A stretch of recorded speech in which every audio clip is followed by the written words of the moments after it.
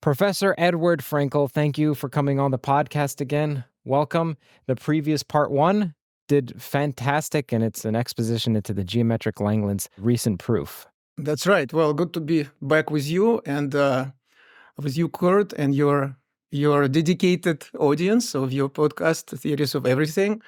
I was very pleased by the response to our first part on the Langlands program. There was a lot of interest, it seems, and so it confirmed what I expected, that you have some of the most sophisticated people watching this podcast, people who do not shy away from technicalities, from the details of some mathematical theories.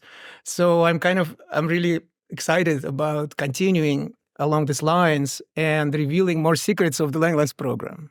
Oh, wonderful. So one of the questions, and by the way, I was happily surprised about the reception. I knew it would be successful, but I didn't think the previous episode would be that successful. So that was a pleasant surprise. Definitely for me too. It feels like people are digging this stuff, and there was a lot of comments and good response to our first part. So let's continue. Okay, so Professor, many people are tuning in and they're hearing these terms like geometric Langlands correspondence, many unfamiliar terms, analytic Langlands, number fields, Galois groups. Explain why this recent proof is monumental.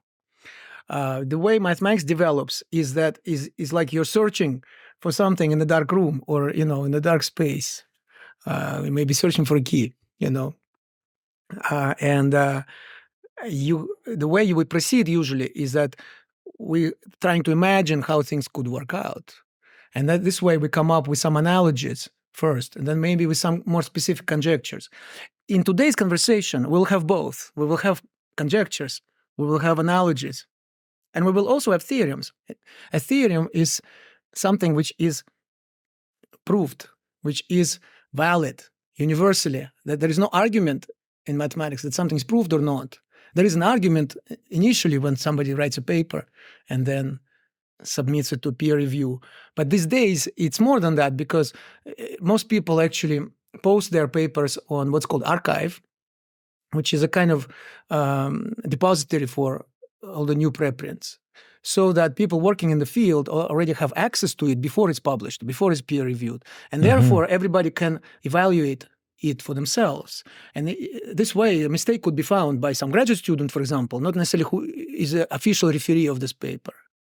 And then they would make it known to others and so on. So there is a very, there is a scrutiny for all these papers. So they are all subjected to scrutiny by peers, not necessarily through the peer review process, which is how it used to be before the internet, but now actually by a lot more people.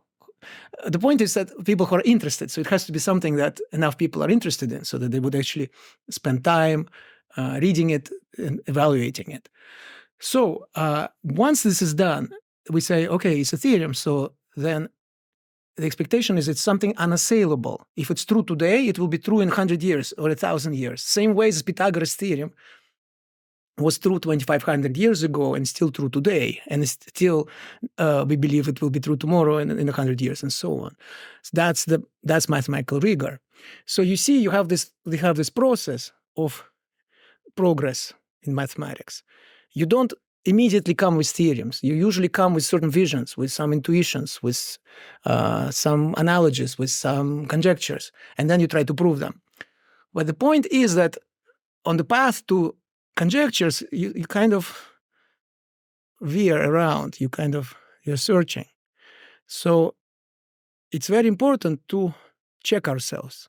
So every once in a while, we actually have to come up with some hard proof, where these visions, these intuitions become concrete, you see. So it's not just some wishy-washy stuff, but actually we say, this is a theorem, this is proof, this is correct, this is known, this is valid. And that's an example. An example of that is what we are talking about here. So this series of papers by Denis Gaisguri, Sam Raskin, and others actually establishes an important conjecture in the Langlands program. And from my perspective, it's a very interesting result. But in addition to that, it also validates, in some sense, the whole project, or it's one of the validations, where you say, okay, so we must be on the right track if actually the conjectures we come up with can eventually be proved. Yeah, plenty of questions from the audience. So one of them that I recall was, what is the difference between geometric Langlands and then Langlands proper? Right, that's what I'm going to address right away as we jump into the topic. Okay, so why don't we go straight into the slides? Okay, so I have some slides prepared, and also I will do some writing actually, like in real time. So, new developments in the Langlands program. Okay, so but I want to start by giving a little recap of what we discussed last time. So the Langlands program, as I mentioned, is a kind of a giant project aimed at finding common patterns in different fields of mathematics. The original formulation by Robert Langlands, a Canadian-born mathematician who worked most of his life at the Institute for Advanced Study in Princeton, which was home to such luminaries as Albert Einstein, Kurt Gödel, John von Neumann, and others. So Langlands formulated these ideas first in 1967 in a letter that he wrote to his colleague, a senior colleague, a great mathematician on his own, right, Henri Weil. And the original idea was to link number theory, some specific questions in number theory, to harmonic analysis, which is another field of mathematics. And the idea was that some of these questions are quite complicated if you look at them within number theory. But when you translate them to this other field, harmonic analysis, they become more easily solvable, more tractable. And I talk about some specific problems, actually, right? So, well, here's a picture of Robert Langlands sitting at his office at the Institute for Advanced Study in 1999. As I mentioned in our conversation, in our first conversation, this is actually the office which used to be occupied by Albert Einstein. So Langlands had Einstein's office for many years. And the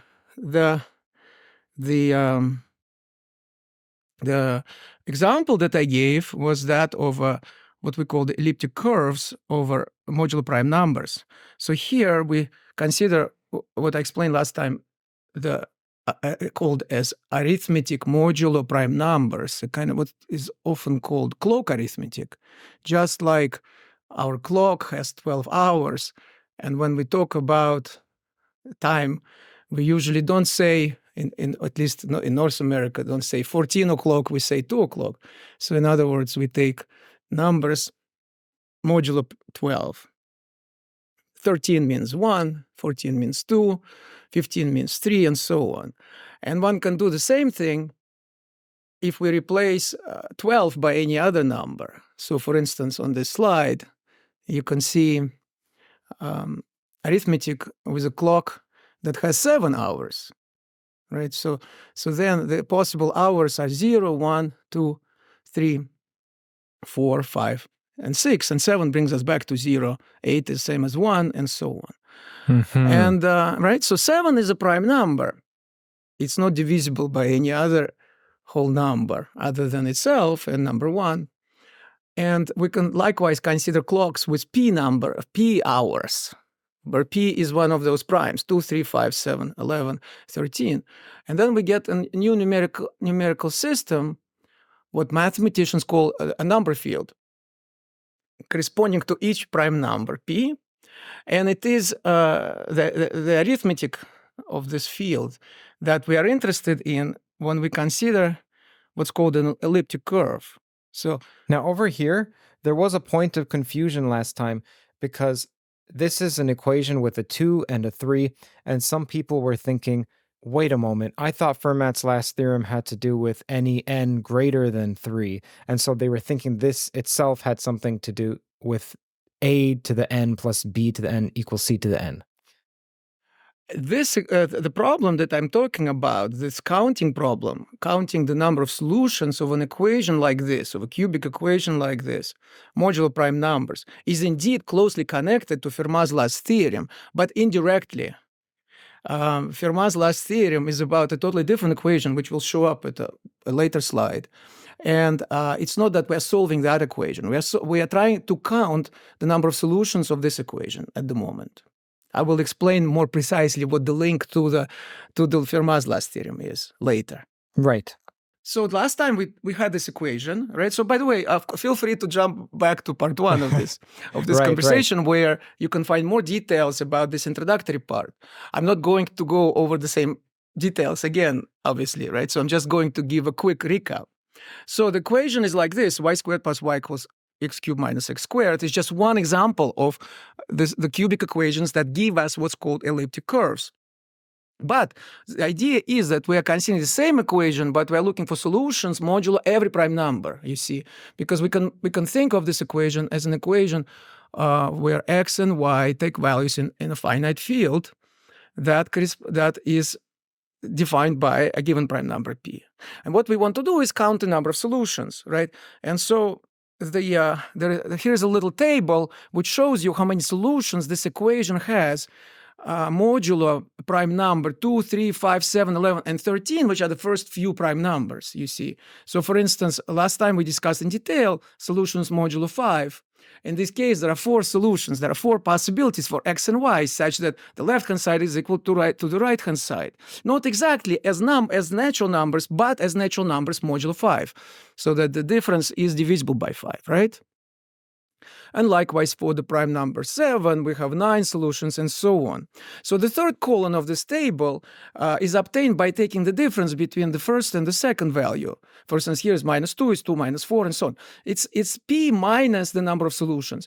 A general expectation is that the number of solutions is going to grow the same way as p. So there will be roughly p solutions on average, but there is a certain error, there is a certain deviation from p, and that's what this number a of p measures. Of course, if you know a of p, then you know the number of solutions. You have to simply take this number, you take p minus this number, Right. and then you will get number of solutions. So in other words, we're just relabeling things. But it turns out that those numbers ap, which appear in the third column, are the ones which will be more useful in what follows. So the question is to find all of these numbers at once. So here I just calculate them. Basically, you can just do it with a pencil and paper for the first few primes. Then eventually you can program this on a computer. And you can find these numbers for prime numbers, let's say less than 1,000 or less than 10,000, less than 100,000. But we know that there are infinitely many primes, and you would like to have an answer for every prime out of the infinite set of all prime numbers. Is it possible, right? So it seems like a daunting task. And the miracle is that you can solve it in one line. And that's the miracle of harmonic analysis. Remember, as I said, the Langlands program in its original formulation is about translating complicated questions of number theory, such as finding these numbers a of p, counting solutions of a cubic equation, modulo prime numbers, in terms of harmonic analysis. So this is what the solution looks like in harmonic analysis. We consider this infinite series, which we talked about in part 1 in great detail. Here you have this variable q, and you consider q multiplied by a product of factors. So there are 2 types of factors. There is like 1 minus q squared, there's 1 minus q squared, 1 minus q cubed squared, q to the 4 squared. Then there will also be 1 minus q to the 5th, right, squared, and so on. And in addition, you also have things where the powers are divisible by 11. So you have 1 minus q to the 11 squared, 1 minus q to the 22 squared, 1 minus q to the 33 squared, and so on. So it's very easy to write down these factors, right, up to any power of q, and then you can open the brackets and you find what we call a q series. It's an infinite series where each term is a power of q, like here, q to the 4th with a coefficient 2, or q to the 5th with coefficient 1, or q to the 6th coefficient 2, and so on. And the statement is that you can find the numbers that you wanted, essentially numbers of solutions of this cubic equation, modulo prime number p, as coefficients in front of the pth power of q, you see. So for instance, if you look at this term, it corresponds to p equal 5, because we are talking about q to the 5, right? And the coefficient here is equal to 1. And lo and behold, that's exactly the number that you have in the third column, which is associated to 5, which is a prime number, which is one of the prime numbers, right? Yes, yes. There were two quick questions that the audience had here, if you don't mind. Of So course. one was that we made plenty of references to sines and cosines when talking about harmonic analysis, and then we go to this Q polynomial, and there are no sines or cosines. So someone wanted to know, what is the connection between this and harmonic analysis precisely? Right. So I explained in part 1 that a prototype, that trigonometric functions give us a nice prototype for the way harmonic analysis develops. It is a very special case, and one could say one of the most basic cases of harmonic analysis. One could say the whole subject originated from the study of trigonometric functions, right? So in this case, the space on which functions are defined is just a real line. And we are considering functions which are invariant under the shift by 2 pi, or translation by 2 pi along the real line. We know that the cosine of x and the sine of x, both functions are invariant under shifts by 2 pi. And there are more. Namely, you can say you can take cosine of 2x or cosine of 3x, cosine of any integer multiple of x, or sine of any integer multiple of x. They will still be invariant under shifts by 2 pi.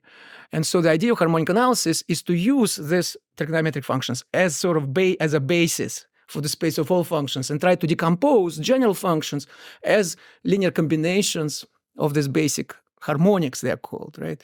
And so it is like decomposing the sound of a symphony into the notes of specific instruments, which each note being a kind of a sine or cosine function, right?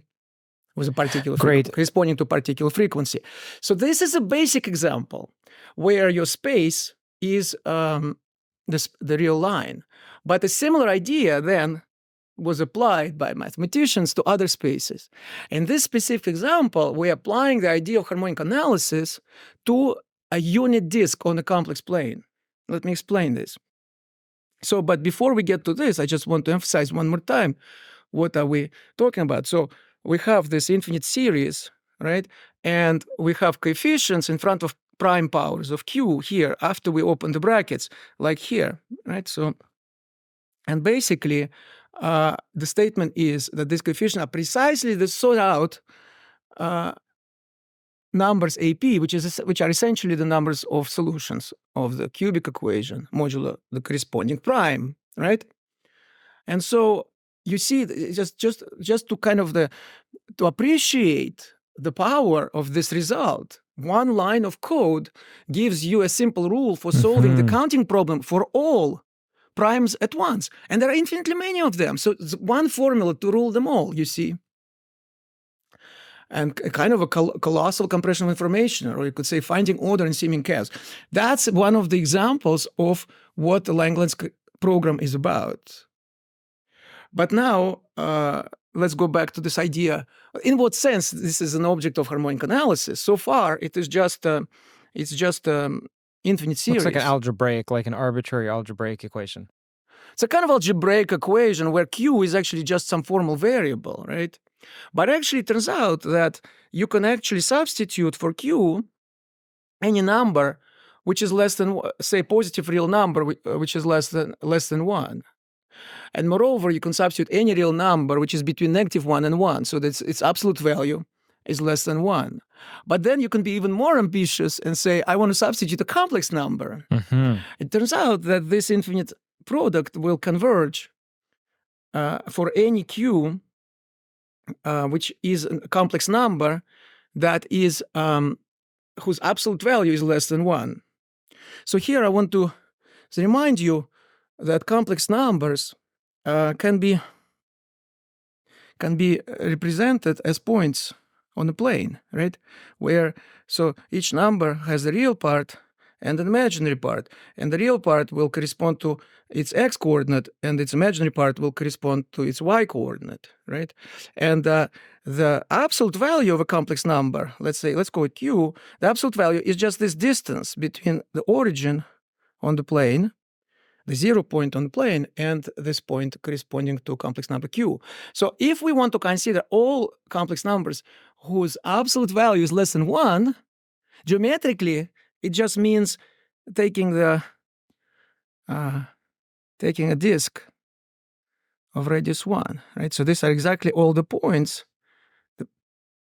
such that the distance from the point to the origin is less than 1. In other words, it's a disk, but without the boundary, without the circle. Okay, so now what I'm saying is that if you have a point in this unit disk, open disk, in other words, without the boundary, Sure. any point which is a point which is a complex number corresponding to this inequality or satisfying this inequality, then we can substitute it into this infinite series for Q, and the series will actually converge. And it will converge for real, not like 1 plus 2 plus 3 plus 4 and so on, where it can give you -1/12 in a certain esoteric sense, not on the nose, so to speak. Definitely 1 plus 2 plus 3 plus 4 and so on goes to infinity. But in this case, it actually converges to a specific complex number, you see, provided that Q is absolute value is less than 1. You see, if you take Q with absolute value greater than 1, it will diverge, same way as 1 plus 2 plus 3 plus 4 and so on. But we don't want to do that. We just want to substitute Q, which satisfies this inequality. And so as a result, you get something which is a function on the unit disk, you see.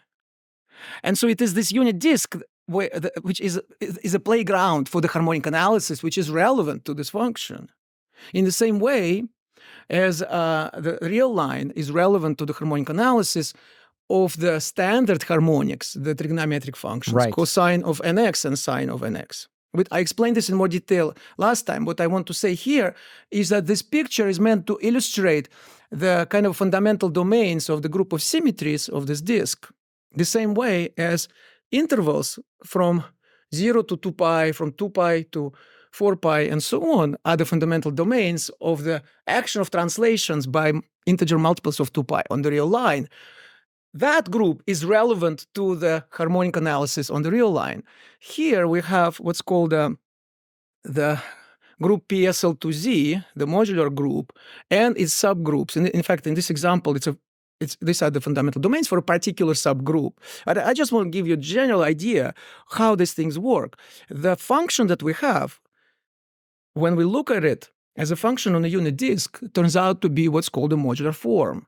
It has special properties with respect to the action of this group PSL2Z, or perhaps its subgroup. Sure. This group has a family of subgroups which appear naturally in this setting. Okay, so that is this notion of a modular form, and what I'm trying to say is this infinite series, which contains the answer to all of the counting problems for this specific cubic equation. This infinite series actually gives rise to a modular form. And this modular form is an object of harmonic analysis on the unit disk on the complex plane. So what we have done, therefore, is we have translated what seemed like an intractable problem in number theory, that is to say, counting the numbers of solutions of this specific cubic equation, modulo all prime numbers, we have translated this problem to a much more tractable problem of finding the coefficients of this modular form, which can be easily programmed, much more easily than counting the numbers of solutions. You see? Yes. So let me see if I could do a 20-second recap of that. Okay. This is called a Q series. This is a generalization of sine cosine, which is a Fourier series. So the analogy is like Fourier series is the real number line as modular forms are to the complex unit disk. So this Q series is an example of a modular form. That's right. Or it has a corresponding modular form. What is the correct way of saying that? You could say that this Q series represents this modular form. You can write how people are familiar with Taylor series expansion, right? Yes. So usually we talk about Taylor series in the context of real analysis. So let's say you have a single variable calculus, you have a function on the real line, and you have a point, and then you can write an expansion of this function in Taylor series in the neighborhood of this point. Let's suppose this point is 0. Then this Taylor series is going to be an X series, because usually we use the X coordinate in single variable calculus. right? Yes. So the difference is that in this case, first of all, we use the variable q instead, which is a tradition in the subject. Don't ask me why, but it kind of fits with quantum also and so on. Even though people who invented this, they did not have this in mind, right? So it's very interesting how this labeling or this coordinate naming appears in mathematics. Anyway, so we use this symbol q instead of x, that more traditional in single variable calculus. And second, we are doing an expansion not on a real line in the neighborhood of 0, but on a complex plane in the neighborhood of 0. Yes. And there is the range of convergence, which is also familiar in single variable calculus. For example, we know that 1 divided by 1 minus x, maybe I should give this example. You can have this 1 divided by 1 minus x, which you can write as a sum 1 plus x squared plus x cubed, and so on. Very, very similar to this, much simpler, of course, because here all the coefficients are equal to 1. So this formula is true if x is a real number with absolute value less than 1. You see, so this is a Taylor expansion here. It's a Taylor expansion on the right-hand side, the Taylor expansion of this function, which is a bona fide function of one real argument on the interval from -1 to 1, right? So we're doing something very similar, except we are now working with a complex plane, with complex numbers. Q is a complex number now and not a real number, but the idea is very similar. Just like this series converges when x is a real number whose absolute value is less than 1, actually it also converges when x is a complex number and whose absolute value is less than 1. So it's actually very similar. You can actually allow to expand from real numbers to complex numbers in this equation as well. And then the analogy becomes even more precise. Just like this series converges for all complex x which satisfy this inequality. So is this series, which is another way, is just expanding this product, is converging when q has the same property, satisfies the same inequality. Does it make sense? Yes. Okay. Wonderful. And the quick question that will probably get to the heart of it that I assume you're going to answer. We had an elliptic curve, which seemed to be an arbitrary elliptic curve. And then we had some other Q series, and these are from different fields in math. Then the question is, how do we find, given a Q series, a corresponding elliptic curve? And also backward, how do you, if you have an elliptic curve, find the Q series? Well, so you're jumping ahead, right? So because so far, there is only one cubic equation. There is only one counting problem. And it looks like we have lucked out. So we found this thing, but it's not clear at all that this is a general phenomenon, right? So of course, you're right. That's how mathematicians usually approach this, that if you observe something like this, which seems like a freaky coincidence, you say, okay, well, can this happen for more general cubic equations? And it turns out that yes, it does. And it is the subject of what is called the Shimura-Taniyama-Wei conjecture. In our first conversation, I talked about these three people, and I showed you a photograph of them at the colloquium, at the conference in Japan in 1955. And this talk that Edward keeps referencing is called Part 1, with the revolutionary proof that no one could explain until now. That's, I believe, the current working title. It's a fantastic title, by the way. And that link is on screen. So if you haven't watched that one, that's a prerequisite. Even though this is for, if you're an undergrad in math, this one should be followable. This is largely independent, because what we're going to focus on is on how these ideas play out in geometry. Right. So in principle, if you're most interested in that subject, you can kind of just watch this short recap and then the rest of today's conversation. But if you're more interested in the details, then Part 1 is the place. And of course, there's also a book by Edward Frankel, a book I've read and recommend, called Love and Math. It's a fantastic book, and there are so many advanced math concepts that you encounter in third year, fourth year, some even in graduate school, that were covered in this book in an elementary fashion. Thank you, Kurt. I recommend you check it out. Yeah, this book, I wrote this book about 12 years ago, 11, 12 years ago. It was published in 2013, precisely to explain the ideas of the Langlands program. So in fact, almost everything we talked about in Part 1 and most of what we will talk about today is in this book. So if you would like to really go deeper and to really understand these concepts and ideas more precisely, then this is one source for you. We will put also some other survey articles I have written about the subject in the description of the video, so that you have several resources for that. And in Love and Math, I try to explain it for the general audience, in other words, not for non-mathematicians, which is the idea today as well. People interested in mathematics, but not necessarily specialists, not necessarily experts. And but we will include as also some sources for more advanced viewers, for more advanced audience members. All right, so let's move on because we have a lot of stuff to cover. So I explained that it is a modular form, and now it turns out that this is not a freaky coincidence. It's not just a one-off thing, but in fact, this link between a specific cubic equation and a specific modular form that we have discussed does have a vast generalization. What does it look like? It looks like a one-to-one correspondence between more general elliptic curves over the field of rational numbers. And more concretely, you can think of those elliptic curves as given by cubic equations very similar to the one we have discussed up to now. That is to say, an equation with two variables, x and y, where one of the variables appears in degree 2 and the other one appears in degree 3, with coefficients in rational numbers. If this is so, we can, by multiplying by the common denominator of these numbers, we obtain an equation with integer coefficients. And once we have that, we can consider it modulo every prime, you see, so that we have an analog of the counting problem for any such equation. And then it turns out that this counting problem for all primes can be solved by a particular modular form that is associated to this cubic equation or this elliptic curve over the field of rational numbers, you see. And this way, one obtains a one-to-one correspondence between those elliptic curves over Q and what's called modular forms of weight 2 with integer coefficients.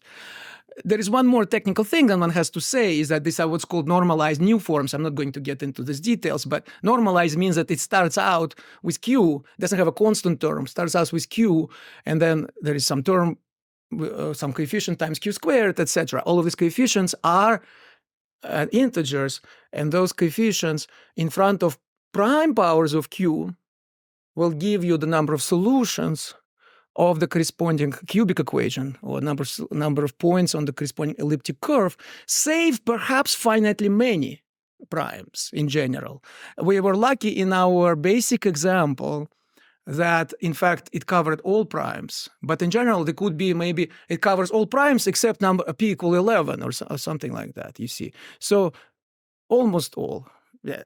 But that's not such a big deal, given that it covers it for all the rest of them, which are infinite, of which there are infinitely many, you see.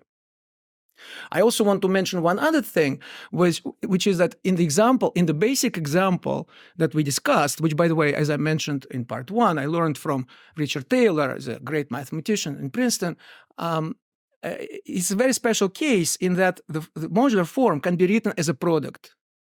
In general, we do not expect that it can be written as a product, you see. So in general, the explicit formulas are much more complicated. That's why I want to present this case where it's easier to write down a formula, but I don't want to create the impression that it is always so. Okay. All right. So now I want to mention the link between the Shimura-Taniyama-Wei conjecture. I should say, this conjecture was formulated initially in 1955 by this Japanese mathematician Yutaka Taniyama.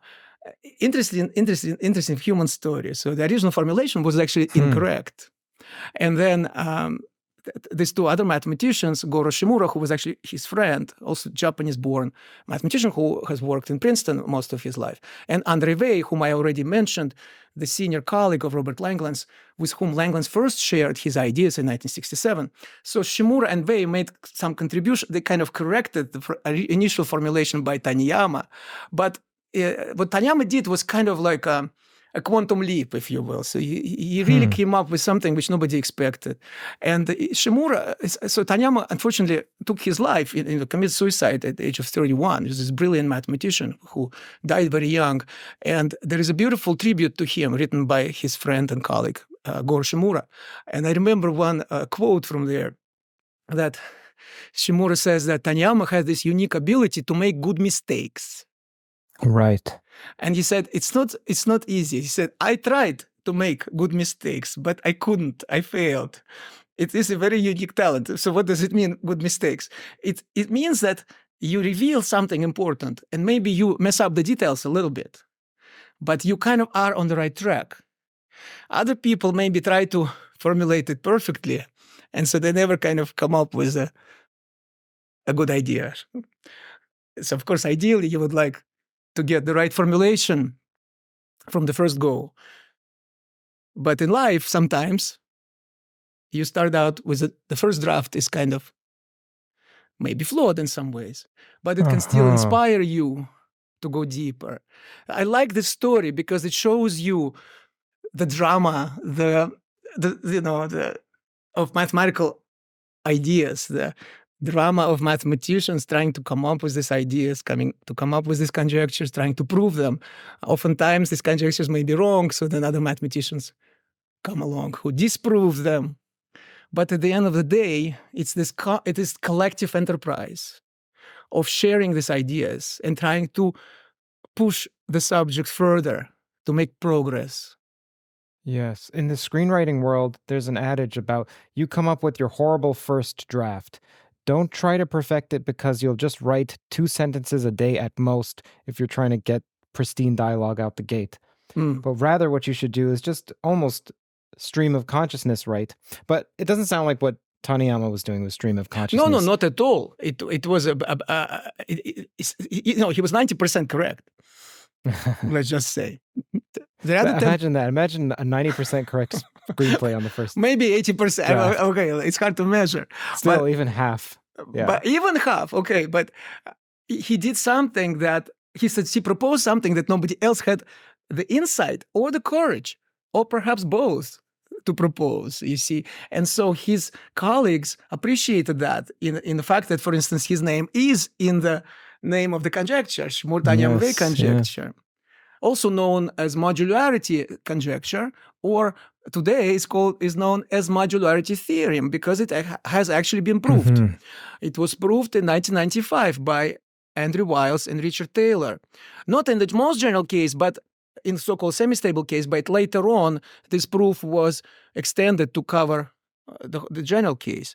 And this semi-stable case was already enough to prove Fermat's last theorem. You see, so the link between the two, Shmur-Tanyama-Wei conjecture and Fermat's last theorem, is highly non-trivial. It was actually established by my colleague here at UC Berkeley, Ken Ribet, in 1986. So what Andrew Wiles and Richard Taylor actually proved was the Shmur-Tanyama-Wei conjecture in a semi-stable case. But because of the work by Ken Ribet, this implied Fermat's last theorem, and here is the formulation of Fermat's last theorem. So you see, the equations are very different.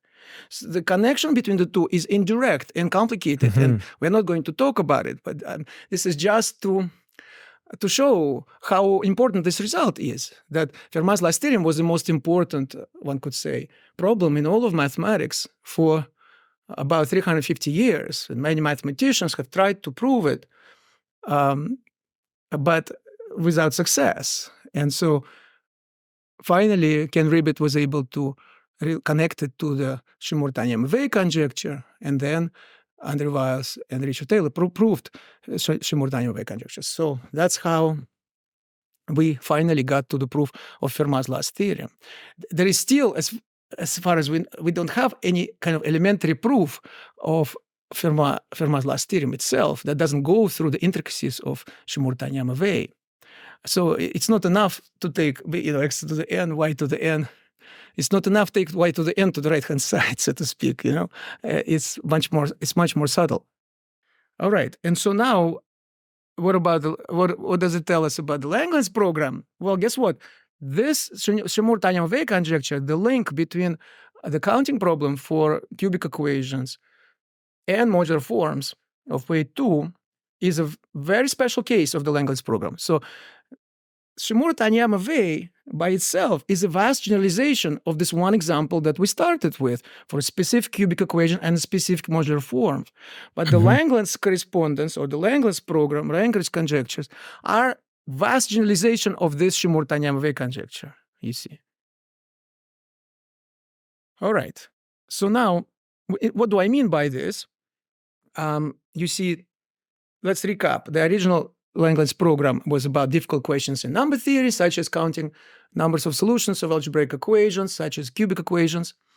It can be reformulated in terms of more easily tractable questions in harmonic analysis, like finding coefficients of modular forms.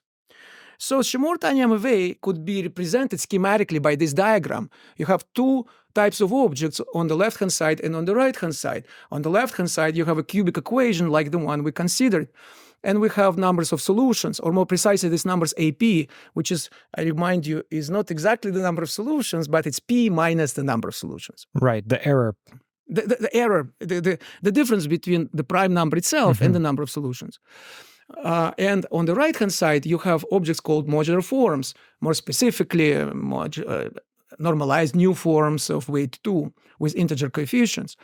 And it turns out that there is a bijection, or as we say, one-to-one correspondence between objects on the left and objects on the right, under which these numbers of solutions, or approximate errors of a number of solutions, AP, match with coefficients of the modular form in front of so you have here BPQ to the P. Right. That's the term in the modular form corresponding to the P's power, where P is a prime. And Langlands correspondence, which is a giant generalization of this one-to-one correspondence, is about more general representations of what's called a Galois group on the left.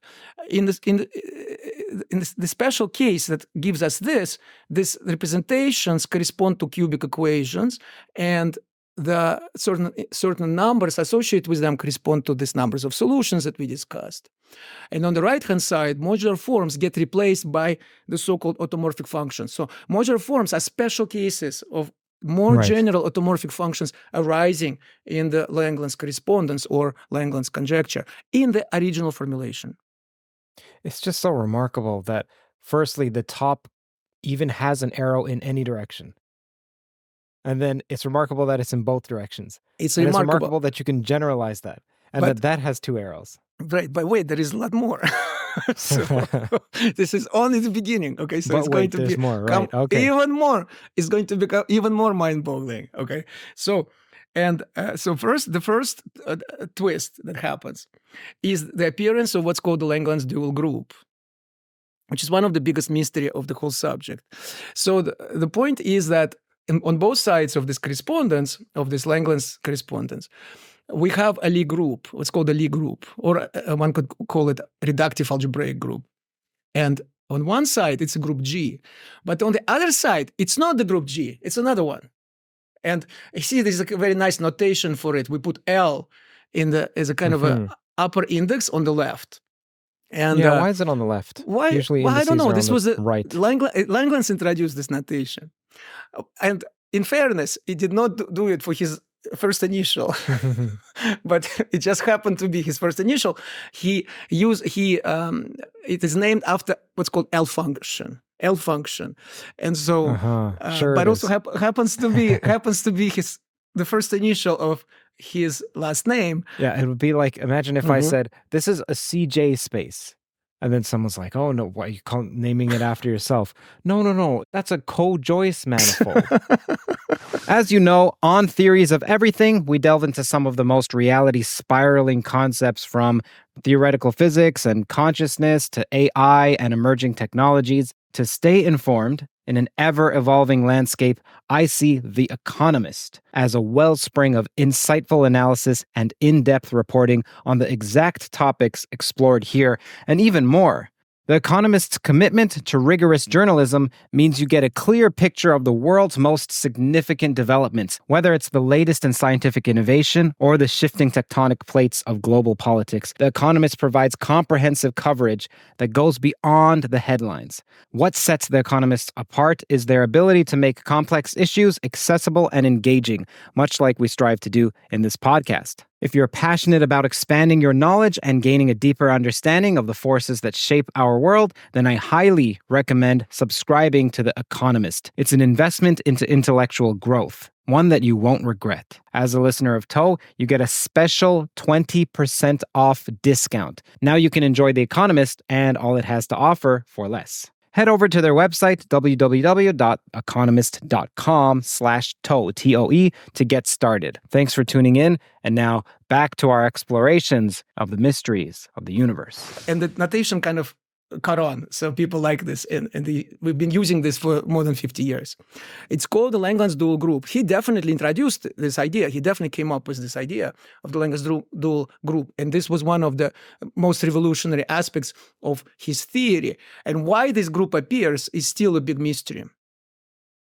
One of the goals of people working on this subject, myself included, is to understand why the Langlands dual group appears. There are some explanations. I came up with an explanation with my co-author and former advisor, Boris Feigin, many years ago, which uses what's called conformal field theory. But I'm still not satisfied with it. I think there is still a deeper reason. Other people have come up with some explanations, but in my opinion, the jury is still out. Yeah. We still have not found the right explanation at the deepest level. In any case, there is this phenomenon. So you can ask, what about the Shimura-Taniyama-Wei conjecture? I said this is a special case of the Langlands correspondence. So what are the groups which appear on both sides in this case? In this case, the groups that appear are GL2. GL2 is the group of 2x2 matrices with non-zero determinant. And let's say with complex coefficients, but in fact, you can consider with coefficients in other algebraically closed fields. And it's one of the simplest groups that mathematicians study. And in this case, it just so happens that the dual group is the same. So at the level of the Shimura-Taniyama-Wei conjecture, you cannot actually see this phenomenon. But if you start generalizing it to go from GL2 to more general groups, orthogonal, symplectic, or E8 is a famous group which appears in the study in some physical theories and so on. Then you will discover that there is this duality appearing, two different groups appearing on the two sides of the Langlands correspondence. So here's one rabbit hole that we could go into, which is classifying all possible groups that appear here. So here, this what we call they are what's called reductive Lie groups or reductive algebraic groups, and those are essentially products of abelian groups and what's called semi-simple groups. And so the semi-simple groups in turn are kind of like products of simple Lie groups or simple algebraic groups. And finally, those are classified by what's called Dynkin diagrams. More precisely, the so-called simply connected Right. simple algebraic groups are classified by these Dynkin diagrams, where you have 4 infinite series of diagrams, like so, and then there are 5 exceptional ones. Why this is so is also a big mystery, but at least we know the classification. You see, and so it's a very interesting question to understand what these are. And the point that I'm trying to make is that under this Langlands correspondence, a group of G gets replaced by the Langlands dual. And so, for example, what this results to, for instance, that B and C get replaced, the arrow has to be reversed. So if you reverse the arrow, Bn becomes Cn. And then there are more subtle transformations for groups of a given type, but with different what's called a center. Each of them has a finite center, and there is also switching going on at the level of the finite center.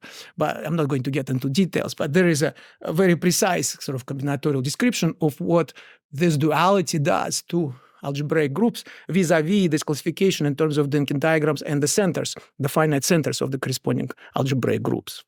It's not always the case that a reductive group's dual, or Langland's dual, if that's what it's called, is also a reductive group? It's always a reductive group. But in So they're particular, both always. oh yes, that's right. Reductive. So Langland's duality is an involution on the set of all reductive groups. Each reductive group goes to another one. What we can focus on as the first approximation is what this does to simple algebraic groups. And then each simple algebraic group has what's called the Lie algebra, which kind of captures the local neighborhood of the group around the identity element. And it is these Lie algebras that are classified by this. But the groups themselves, the connected groups which have a particular Lie algebra, there are only finitely many of them if this Lie group is simple, and so they share this Lie algebra, but they have this additional parameter, which is finite, an element of a finite set. Understood. This duality sends the Lie algebra to its dual, which only affects B and C, because it basically reverses the arrows. And you can see here there is also an arrow, but if you reverse it, you get the same diagram. Likewise here. But here, if n is greater than 2, this will really change the type of the Lie algebra. And in addition to that, there is a switch at the level of groups, which switches this finite parameter that I mentioned. Anyway, this perhaps is a bit too technical. I'm not even sure you should keep this part about exactly how the dual is. That's all right. Nothing is too technical for the TOE audience. They crave and they appreciate the details. Well, it's apparently nothing is too technical for people in your audience. Okay, I feel comfortable doing that. All right. So anyway, this was to say that there is this phenomenon, there is this twist, the group that goes to the Langland's dual, which kind of indicates that this connection cannot be trivial, because how can you possibly go from one group to another? They have nothing to do with it. This group of type B is actually an orthogonal group in the odd-dimensional vector space, and the group of type C is a symplectic group. A priori have nothing to do with it. So the fact that this duality appears going from Langland's group to the Langland's dual group, as we go from one side to the other side of Langland's correspondence, suggests that this correspondence is extremely sophisticated. All right. So here's what we're going to do. We are going to discuss a generalization of this original formulation of the Langland's program. So you could say, okay, wait a minute. You said that Shimura-Taniyama has been proved, but Shimura-Taniyama is a tiny part of the general Langland's correspondence. So why don't we focus and try to prove it in other cases? And there has been a lot of work in the last 50 plus years on that. But it's extremely complicated. So we are like a guy who is looking for his key under a streetlight. And people ask him, why are you looking under the streetlight? Didn't you drop the keys over there? And he says, yes, but here at least I have a chance to find it. Mm-hmm.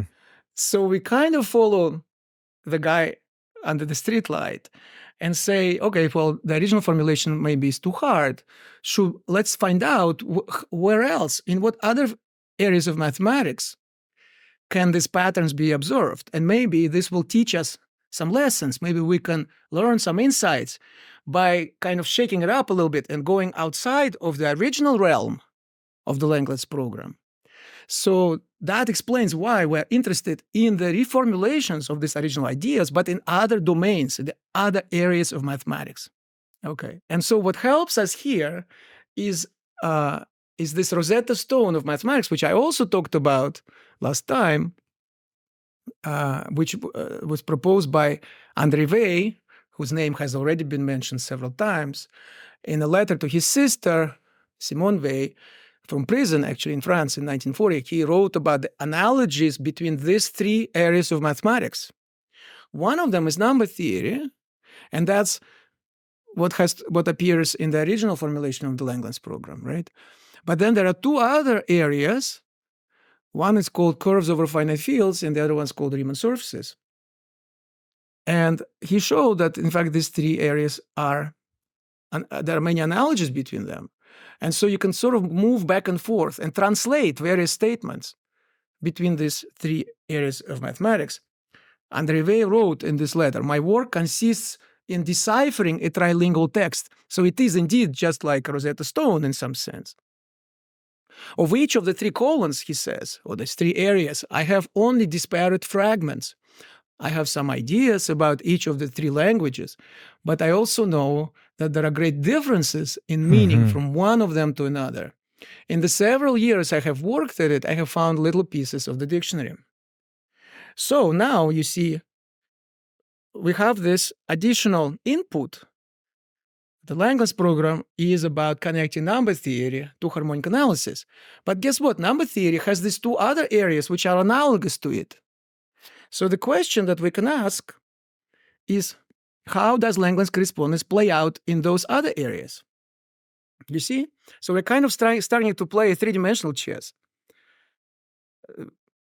The original chess game was trying to relate number theory and these automorphic functions, right? That's the original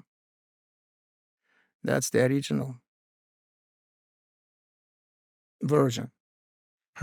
But because we now know that there are these 2 other areas analogous to number theory, it is natural to ask whether one can observe a similar correspondence in those areas as well.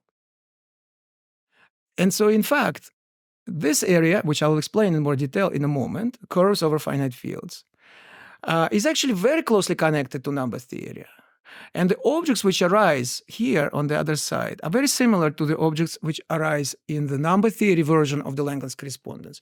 In fact, when LangLens wrote his original proposal, he talked about both of these areas and the other sides.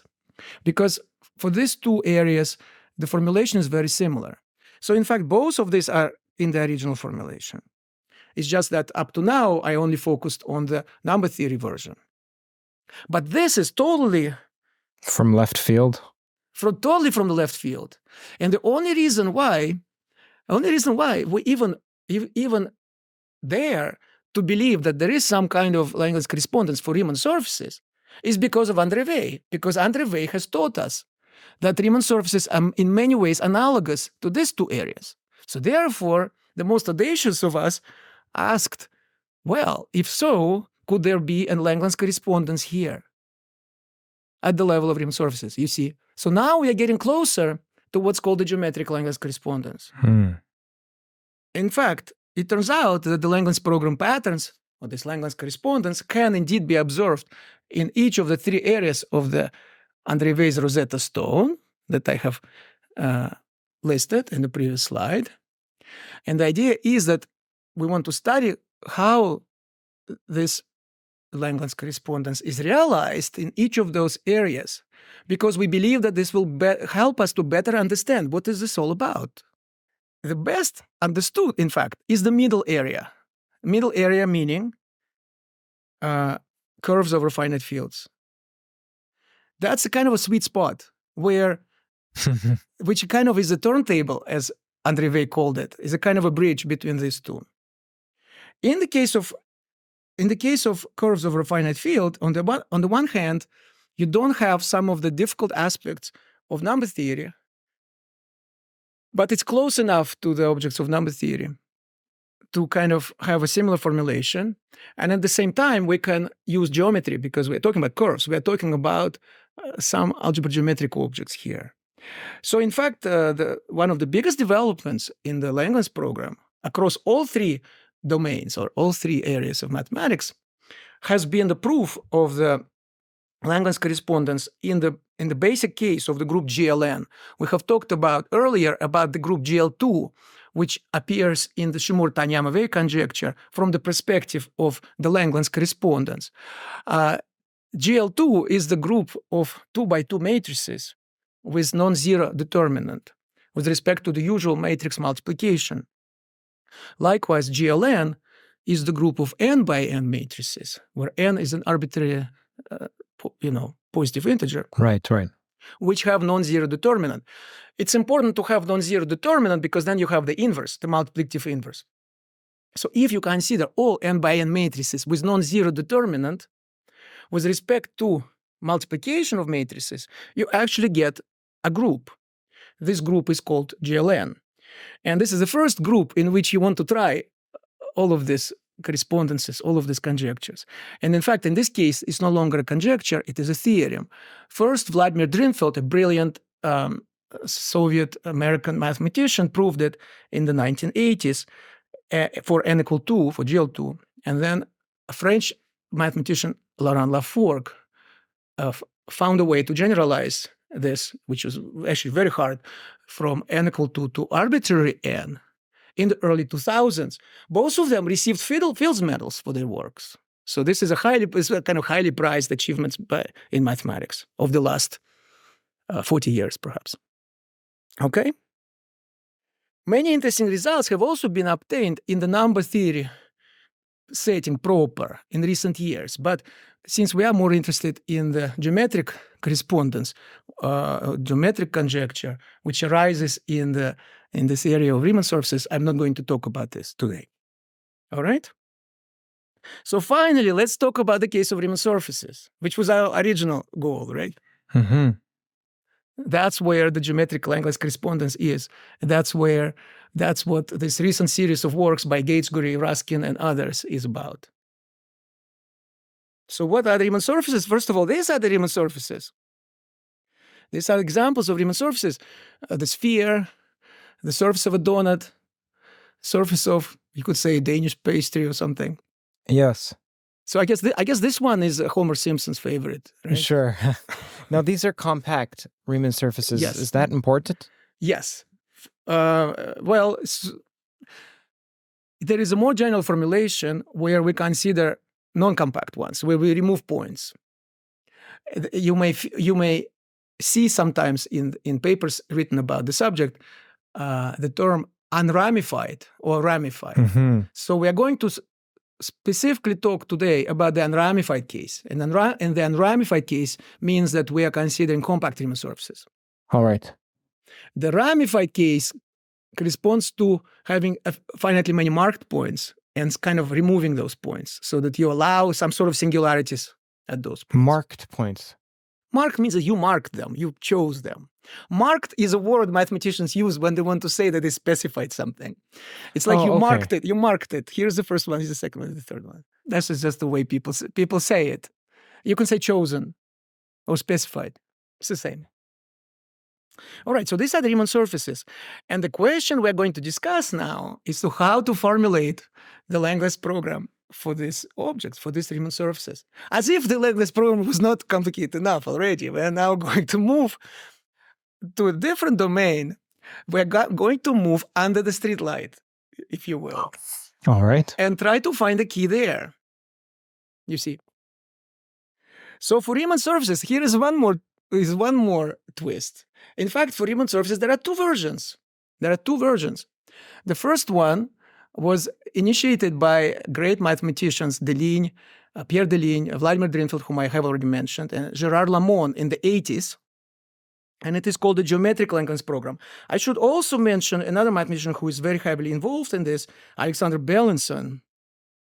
Belinson and Drinfeld actually made perhaps the biggest contribution to this geometric Langlands correspondence for Riemann surfaces, Belinson and Drinfeld, in the 1990s and 2000s. And it forms the kind of the cornerstone, the foundation of the recent work by Gainsbury, Ruskin, and others.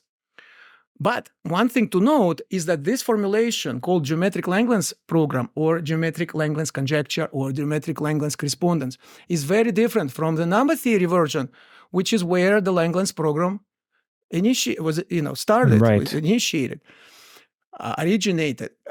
Instead of functions, one considers kind of esoteric objects called sheaves. And I'll try to give some pointers, some ideas what these objects are. But this is what makes this formulation really sophisticated. Now, for a very long time, up until about 5 years ago, the prevailing wisdom in the subject was that this is the best that you can do. In other words, there is no formulation in terms of functions for Riemann surfaces. That was a general belief, that the only thing one could do for Riemann surfaces was the theory in which the traditional role of functions is taken over by sheaves.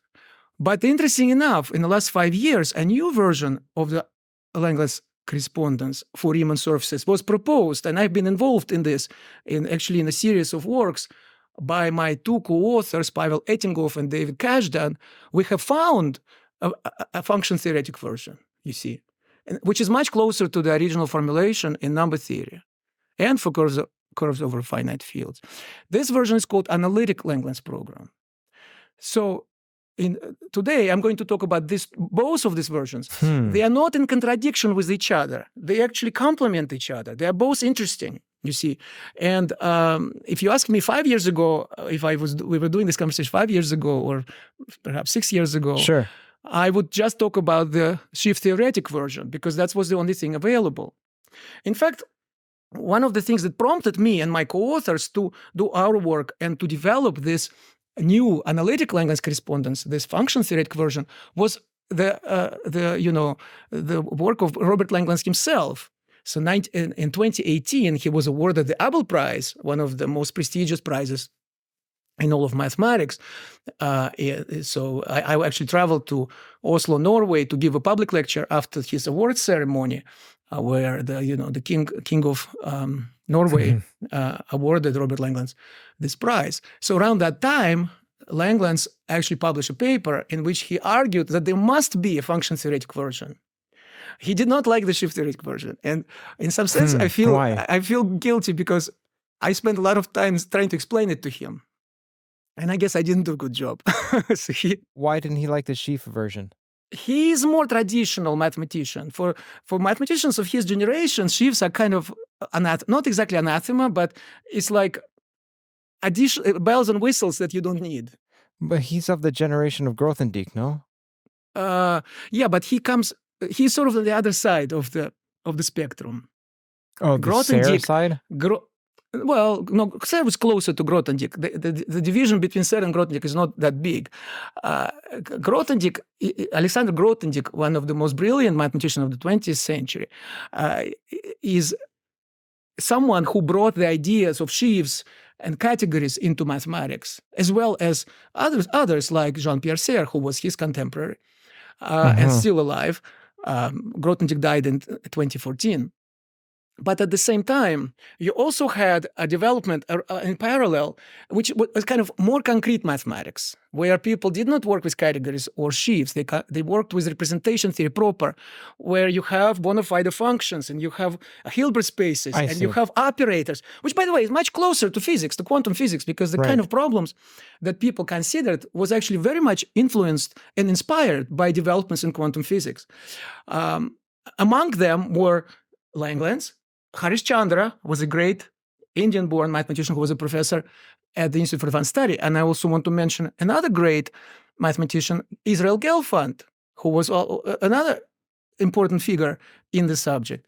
So it's not that they were against the sheaves. It's just that their style was much more concrete and much more rooted in classical mathematics of functions, of spaces, operators, and so on, as opposed to sheaves, categories, and functors. Did you and your collaborators coin the analytic Langlands program and create it, or did you just develop it and popularize it? We did. We started it. So 6 years ago, there was no analytic Langlands program, if I was to search that. The first time I talked about it was actually, in 2018, soon after Langlands received the prize.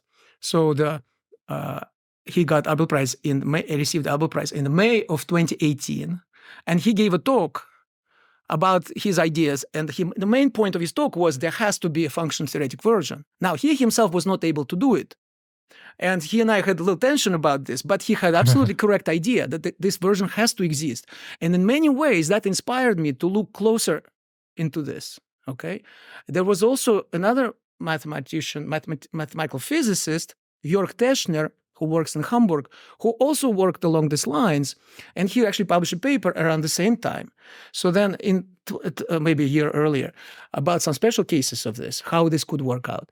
And in November of 2018, there was an Abel Symposium organized by the Abel Prize in Minnesota, in University of Minnesota.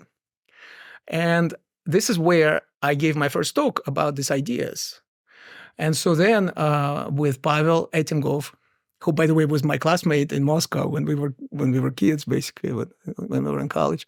And David Kashdan, who is one of the luminaries in representation theory, he was the favorite student of Israel Gelfand. So in some sense, he's a kind of one who has continued the ideas of Gelfand more than anyone else, perhaps.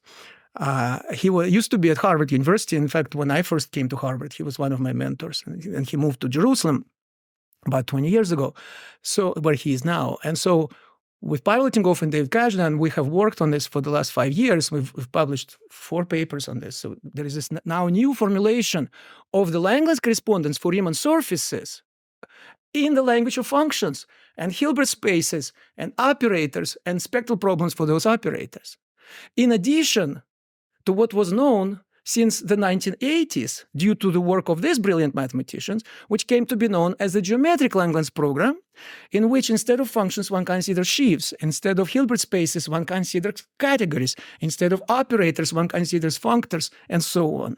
And the recent work by Gates, Curie, Raskin, and so on is about that formulation. Okay? So let me actually show you. This is the web page of Dennis Gates-Curie, who, by the way, has been my co-author, my collaborator for many years. And a lot of our work is actually used in this recent work by him and his colleagues, his co-authors. So Dennis he has this web page about the proof of the geometric Langlands conjecture. Here's a list of his co-authors. So they made this sort of final push to actually give a proof of the statement for arbitrary groups, which is really a big deal. It's a really, really wonderful achievement. So there are 5 different papers listed on this website. Haven't been published yet, haven't been refereed yet, but they're still in a preprint form. But I don't expect that there are any issues that one finds. So in some sense, it's a culmination of an effort by many mathematicians. So all 5 of these are new papers that came out simultaneously? Right. I think Dennis has maintained this page for years. And in fact, one could say already about 10 years ago, the outline was he wrote a paper which was called The Outline of the Proof in 2014, I believe, where kind of the foundation was laid out already. But there were so many technical issues that one needed to deal with. And remarkably, they are addressed in this new series of papers. But those papers, I think, were written over the years, not like they didn't just dump them all at once. Okay? So here's what the first page of one of them looks like. It's a second paper in the series. Okay? And so I want to show you something which is kind of to give you an indication of what a grand project that was and how many people have been involved. Just to give you an idea of how much goes into this. It really takes a village, if you will. So this, as the proverb says. So the first thing they mention here, these are the acknowledgments to one of the papers, in which they give tribute to some of the mathematicians who came before them, whose results they're using. Which, by the way, I'm impressed by the way they are acknowledging the contributions of other mathematicians. They're showing a great example for young mathematicians. This is how it's done. And so the first 2 people they mentioned are Alexander Belinson and Vladimir Drinfeld, whom I have already mentioned. So they kind of initiated the whole thing in the early 90s. They started developing the geometric Langlands theory using the kind of tools that these new papers are using as well. As they say, countless ideas can be traced back to BD, which is a paper by Belinson and Drinfeld. So then they give a shout out to me and my co-author and my former advisor Boris Feigin. So indeed, we contributed on the side of representation theory of what's called Kac-Moody algebras. And this gives a kind of domain technical tool for establishing this geometric Langlands correspondence. But you see how many things. I'm actually looking at it, I was like, oh my gosh, like looking back. And they give a shout out to semi-infinite flags. Yes, we developed that. The opers were developed by Belinson and Drinfeld, but Muir opers, yes. BRST functors, yes. Makimoto modules, generalization of. You helped develop BRST functors? In this particular context, yes. Not the original BRST. I see. But we use BRST in a more generalized sense these days. And then there is this Fagan-Frankel Center, which is kind of plays the central role, as they say, you know. Interesting. And so then, of course, then there is another deep idea of factorization. And so they There's also mentioned... Jacob Lurie down there. And Jacob Lurie. Yeah, Jacob Lurie, a tremendous works of tremendous importance, which kind of like gives you proper language for what's called higher algebra. So I just want to show you, because, you know, people who are not mathematicians, it's very hard to imagine what goes into kind of like a project like this. When somebody says, okay, we have proved this conjecture, and this subject has been developing for like 40 years, you know? So like what kind of, just to show what amount of work goes into this, and how we always, when we make these contributions, how we always stand on the shoulders of others who came before us.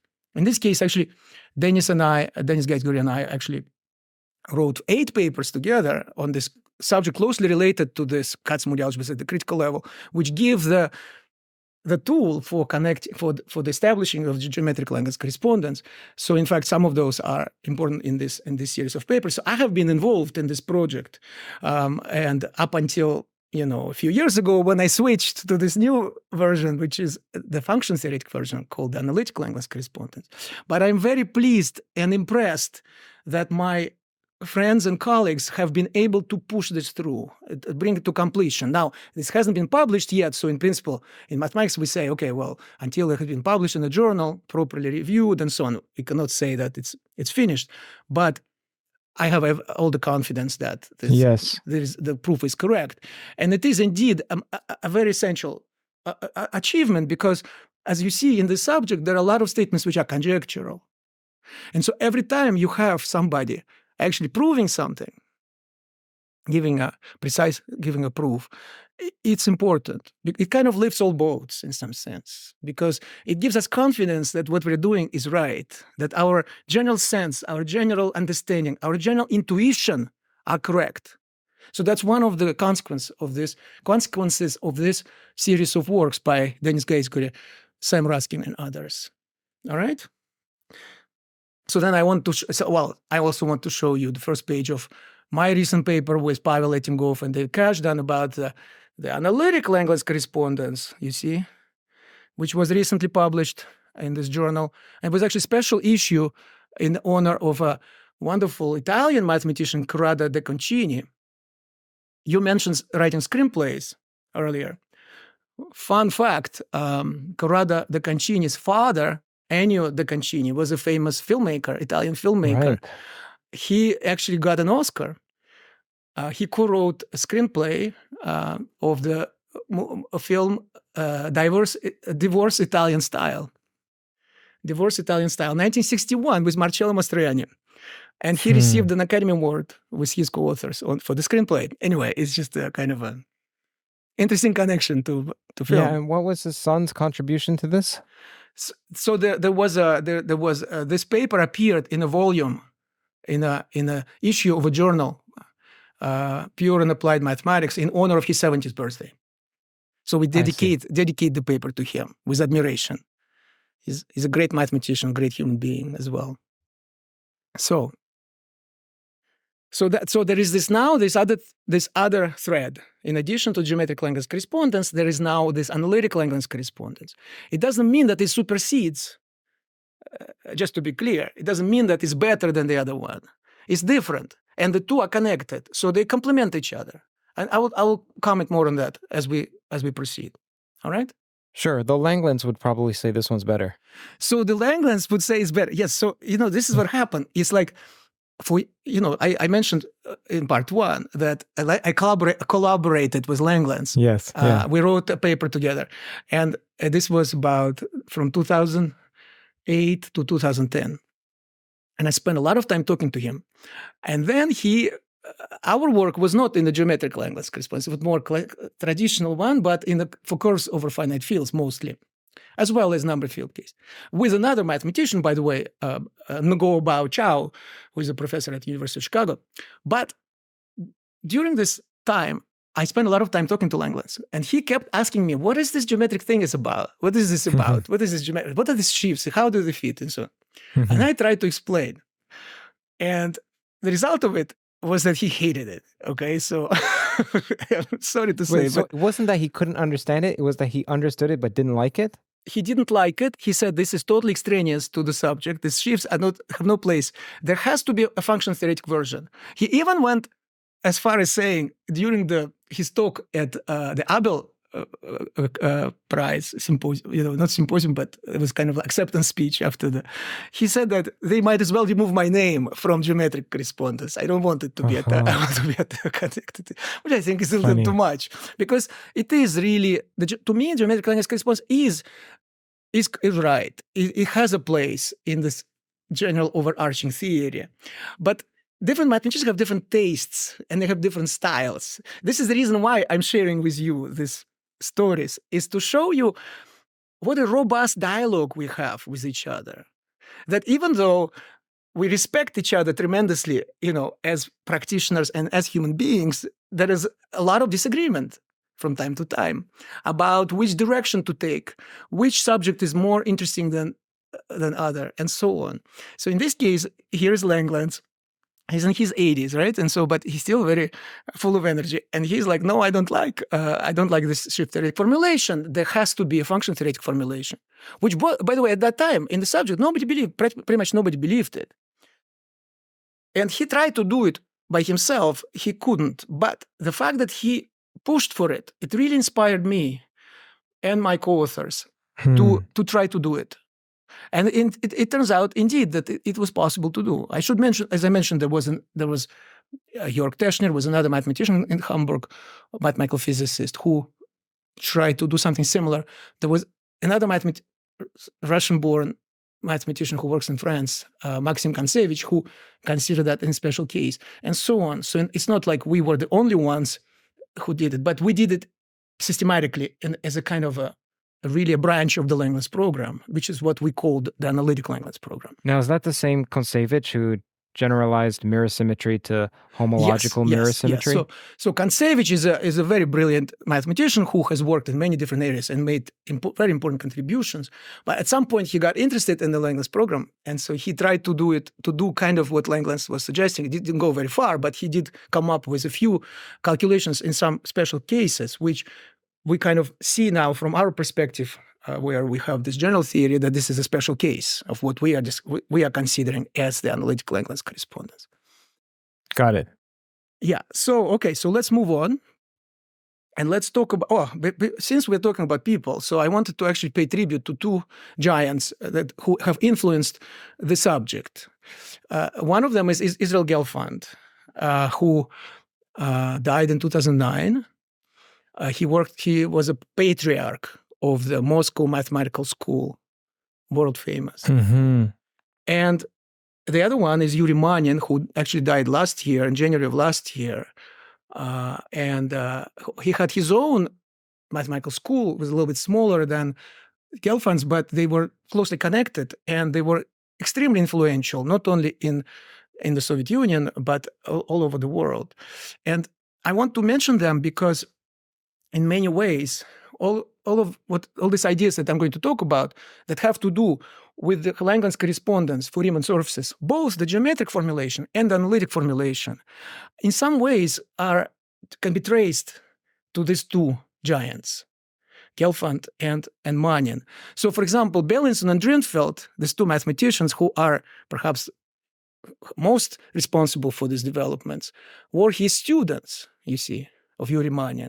They were also very closely connected to Gelfand. So Gelfand had this famous seminar. By the way, in Love and Math, I tell there was a whole chapter about his seminar and what it felt like to be a young student attending the seminar. And it's really hard to capture it in a few words. But I really wanted to mention our debt to these two people, because I was not a student of either of them, but my teachers, Boris Fagin, whom I have mentioned, and Dmitry Fuchs, were students of Gelfand. So I was Gelfand's grad student. Uh-huh. And I attended his seminar. And when he came to America, it was the same time as when I came in 1989. We spent a lot of time talking to each other and so on. So I have been greatly influenced by not only his ideas, but his general approach to mathematics. One of the things that he taught his students is to pay attention to physics, to pay attention to quantum physics.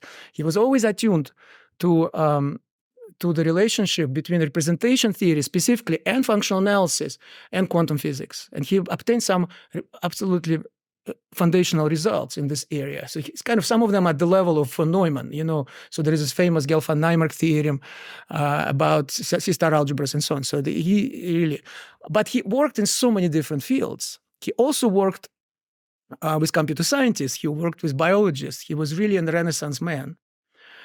And all of the people that I have mentioned who have worked in this subject, in this geometric Langlands and analytic Langlands, have been greatly influenced by Gelfand. For instance, David Kashdan, my co-author and collaborator on the analytic Langlands correspondence, was, one could say, his favorite student of Gelfand. And in some ways, he is perhaps the most connected to this whole circle of ideas.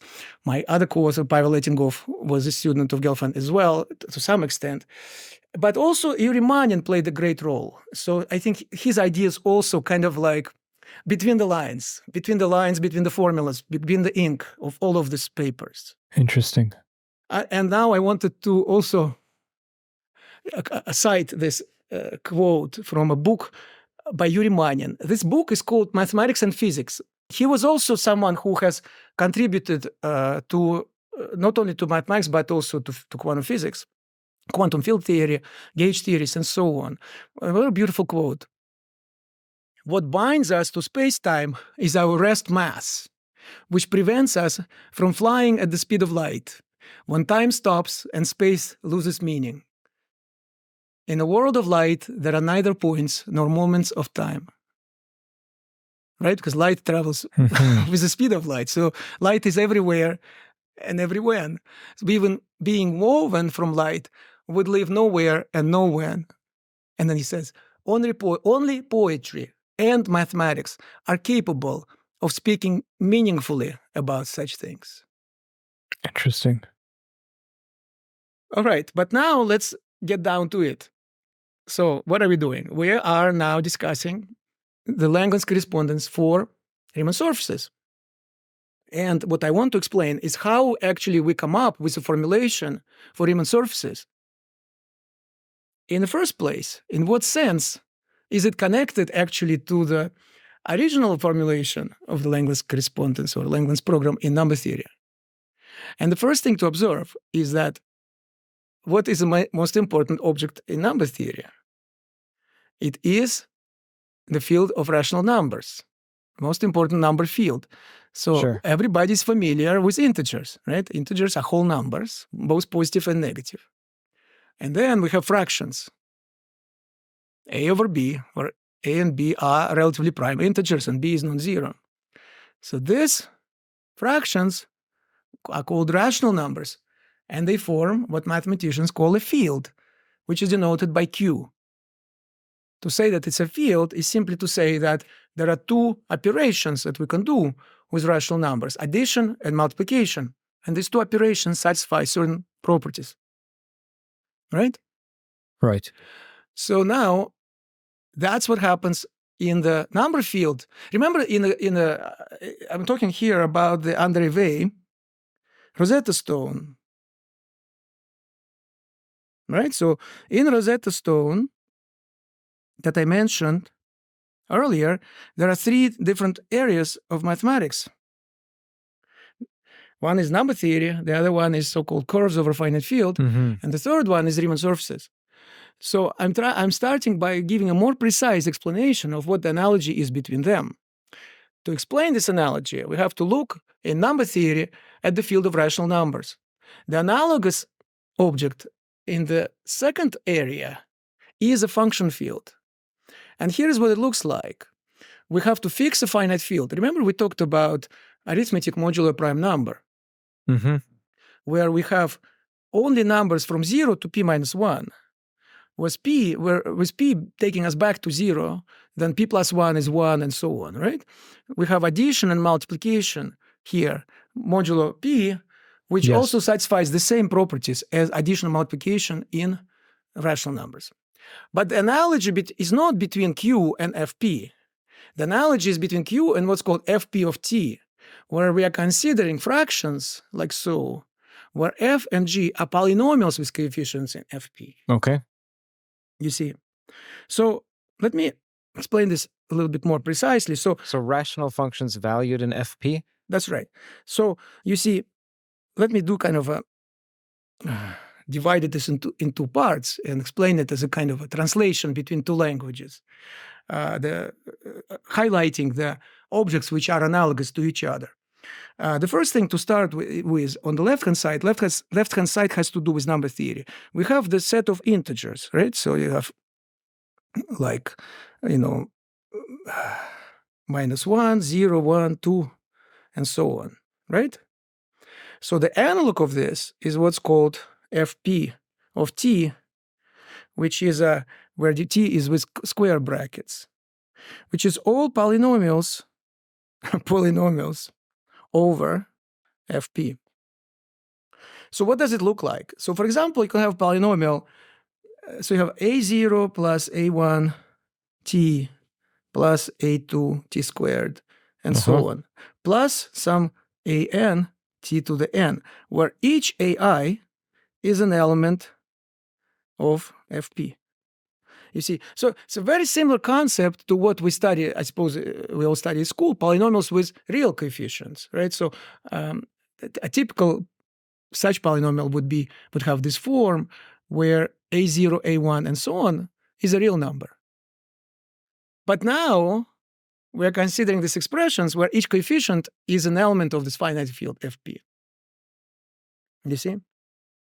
So now, what is it? Why are the two things connected to each other or similar to each other? What's the analogy? To see the analogy, let's consider a special case when p is equal to 0. Sorry, p is equal to 2. Let's consider a special case when p is equal to 2. In this case, ai is either 0 or 1 because the field F2 actually has only two elements, 0 and 1, because 2 is already it takes us back to 0, right? So then a polynomial would look like this. For example, it would be polynomial like 1 plus 0 times t plus 1 times t squared, and so on. For example, here's an example. 1 plus t squared is an example of a polynomial over F2, right? So what you see is that you have a sequence of zeros and ones. Really, what the information that it contains is a collection of coefficients, and the coefficients is a finite string of numbers, but these numbers are only 0 and 1, so the binary. Yes. So it's a collection of binaries. There are n of them, where n is the degree of the polynomial. But if you think about natural numbers, which are positive integers, you can also represent them in binary form. Right. And you also get a string of zeros and ones. You see, so this is one way to see the link between the two. That you see, at least size-wise, they kind of look the same. For instance, number 5 can be written as 1 plus 0 times 2 plus 1 times 2 squared. So you see, you can kind of say, all right, well, here you have 1, and here you have 1. Here you have 0, okay, and here you have 1. The difference is that here we take 2 and then 2 squared and 2 cubed and so on. And here we have this additional variable t, and we take t squared, t cubed, and so on. And so as a result, if you take the sum of these two, for instance, you're going to get number 10, which will actually you can do this calculation the way we normally add decimal representations of numbers. You will have a carry, right? You will have a carry because 2 squared plus 2 squared is 2 to the 2 cube, right? Can we do that with any number if you just change the base? Sure, and we can do it. That's right. We can absolutely do it with every prime number. But I want to give you this example because it's most obvious in some sense, because here the choice is only 0 and 1. But don't think that these two objects are the same, polynomials in one variable and natural numbers, because the addition and multiplication in the two domains are different. It's just that they look the same. They both are described, objects are described as sequences of zeros and ones. Okay. But with different arithmetic. So this is just to indicate why mathematicians, this is the first indication why these two things are similar. Okay. Remember, I'm explaining an analogy. All right. So this is going somewhere. You're just giving the first hint. Oh, yes, the first of many, by the way. Okay. Yes. This is the very first observation. But remember, there are two things we are discussing, and it is very important not to confuse them. There are some correspondences, there are some theorems, there are conjectures where you actually say this set and this set are in one-to-one correspondence. For instance, Shimura-Tanyam-Wei conjecture. What does it say? It says that there is a one-to-one correspondence between cubic equations of certain kind and these modular forms of weight 2 with some properties, right? That is a mathematical fact. It could be a conjecture, it could be a theorem, but it's precise. What we're talking about now is an analogy.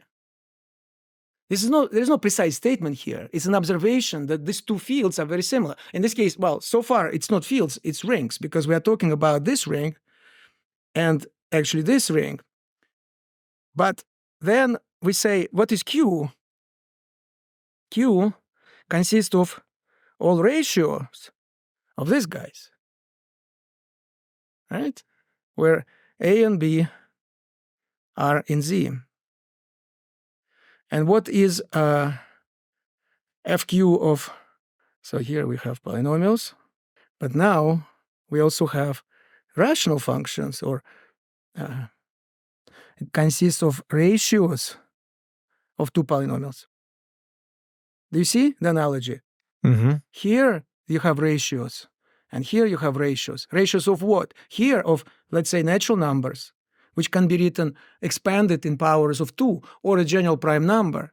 And here, F and G are elements of this. Okay. All right, so that's I'm trying to explain why these two objects are similar. So these two objects are parallel to each other in some sense, give a parallel theories in a way Rosetta Stone. The field of rational numbers on one side, which is in the first domain or the first area of the Rosetta Stone, and this function field in the second area of Rosetta Stone. You see? So that's the analogy. But now you can appreciate also why Riemann surfaces appear, because since we're talking about ratios of things, what other ratios we can write? We can write ratios of two complex polynomials. You see? Okay, so we don't let it be a finite field any longer. That's right. So here the coefficients were in a finite field. For example, the field of with two elements 0 and 1. Right? But then if we do this, do we not lose the translation between the number field and the No, Riemann of course surface? Of course, it's very far away. But you see, you can appreciate on the one side, yes, there is an analogy. On the other side, how far away it is. Because in one case, we talk about finite field. Mm-hmm. In the other case, we talk about complex numbers, which is a very infinite field. Yet, the general structure is very similar. In both cases, these are ratios of polynomials. It's just that in one case, polynomials are with finite coefficients.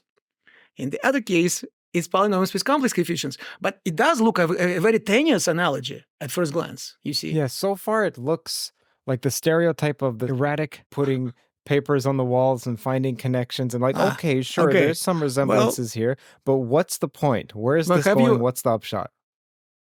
Have you ever heard this expression that the line between madness and genius is very fine? Yes.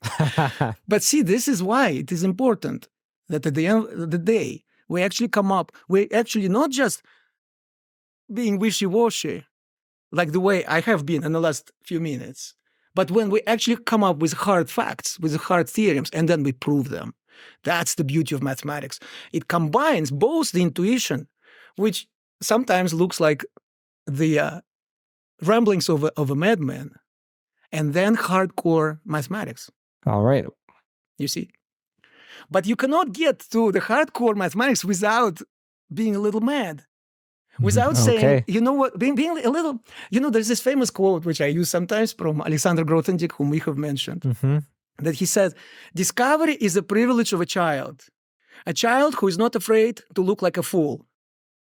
Once again, who's just pushing the envelope. So that's what we're doing here. We are like a child. We're being a child, and the child has learned the number fields, okay, A over B, where A and B are integers. And child said, oh, but look, numbers can be written binary. And in binary form, they look very much like polynomials with coefficients in F2. So then the analog of rational numbers will be this type of ratio, so this function field. And then the child says, you know what? Now I'm going to push it even further, and I'm going to replace this by complex numbers. Huh? So then the adult in the room, the adult comes and says, this is madness. It's not going anywhere.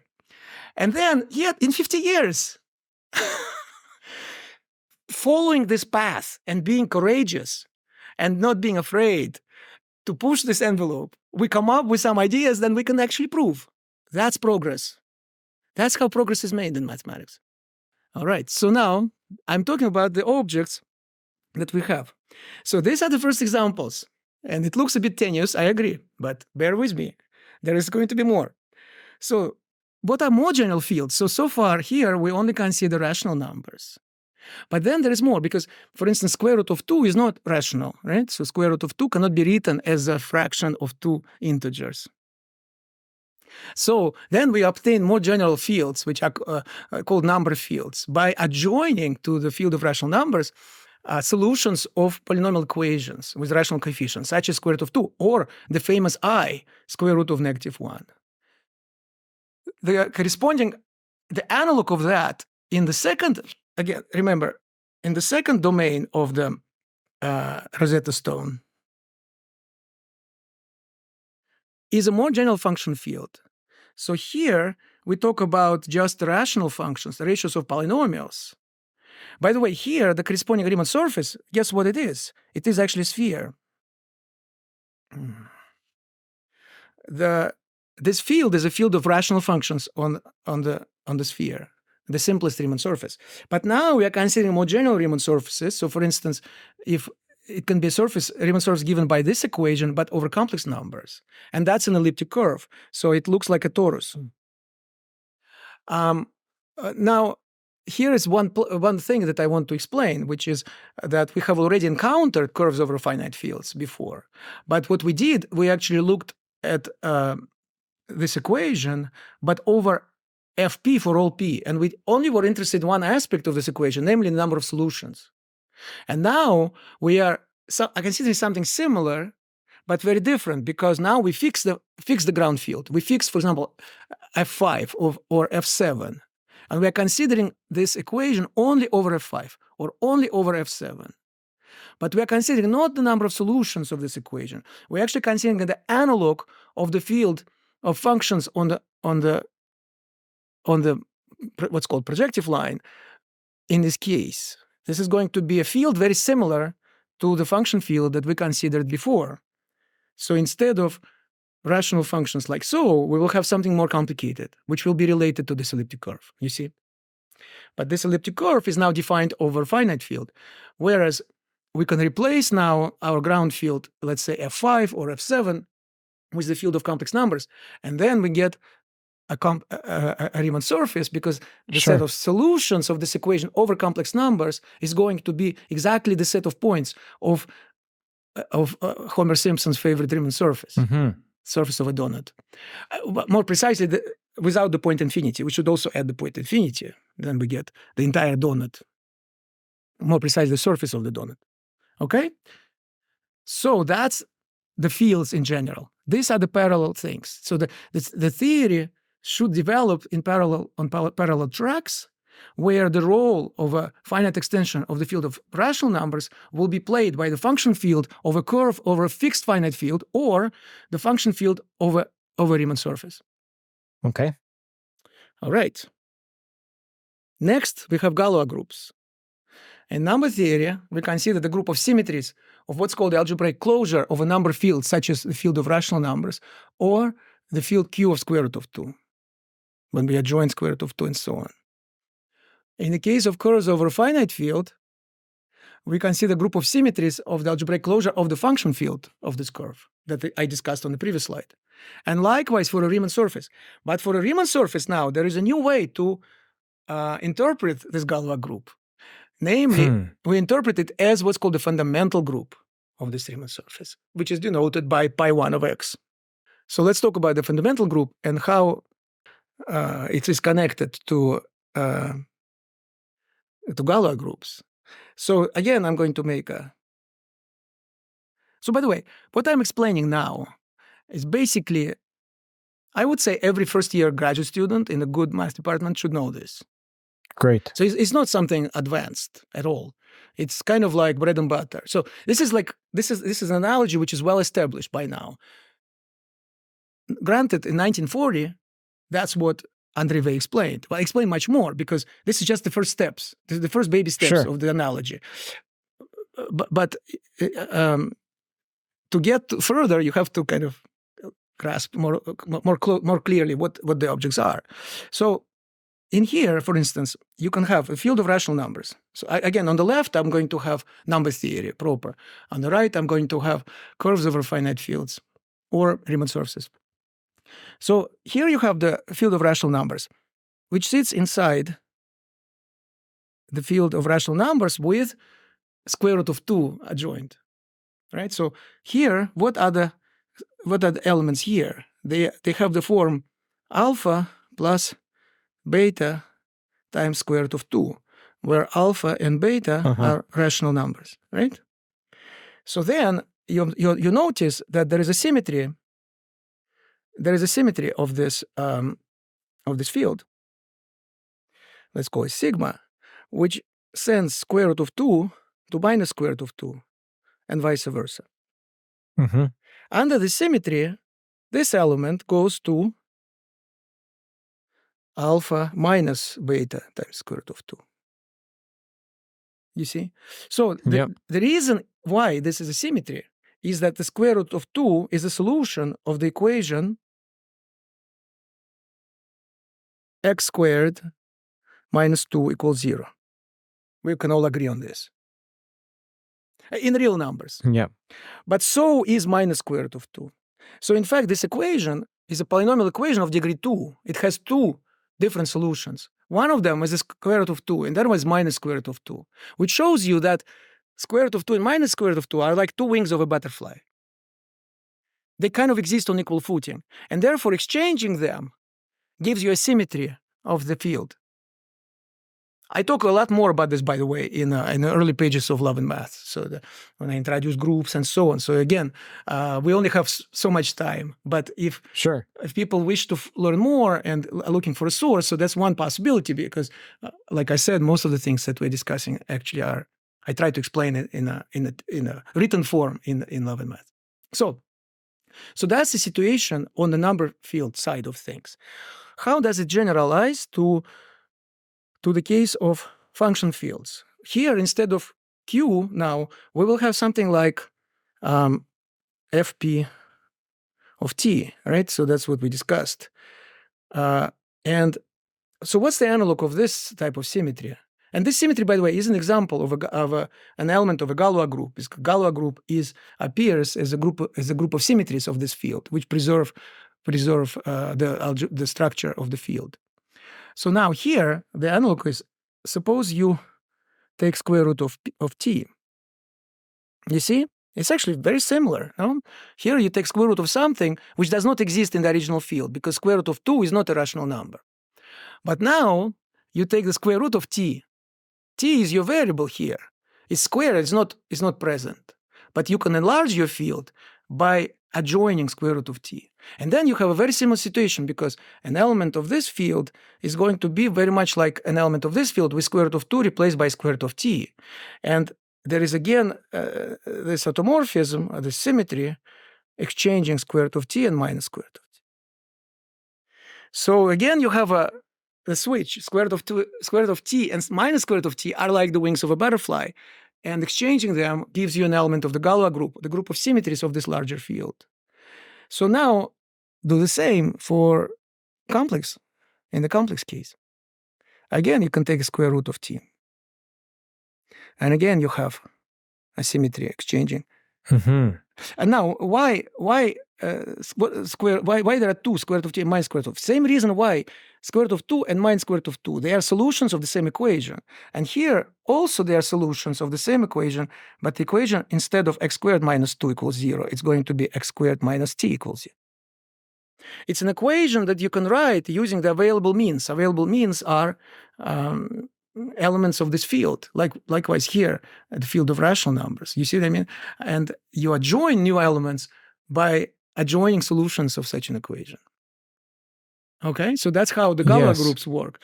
But now there is this idea that, in fact, in the case of function fields, we can think of the Galois group as what's called a fundamental group. And here's how to explain it. You see, you can think of geometrically that one curve here is below, is kind of a cover of two curves. So you have a curve which is actually let's talk about the complex case. In this case, the curve that we have is actually a Riemann surface, which is just a sphere, which is called CP1. But I will approximately draw it as this sort of real curve. And there is a coordinate here, which is t. And if I take now, that's the functions on it is going to be this field. That's the field of functions here. What about this one?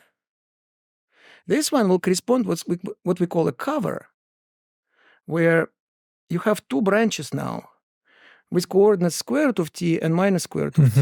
You see? And so now you see geometrically what you're doing is you're just exchanging the two branches. Right. So it's a very nice example of how things become geometric as you move across this Rosetta Stone of André Weil.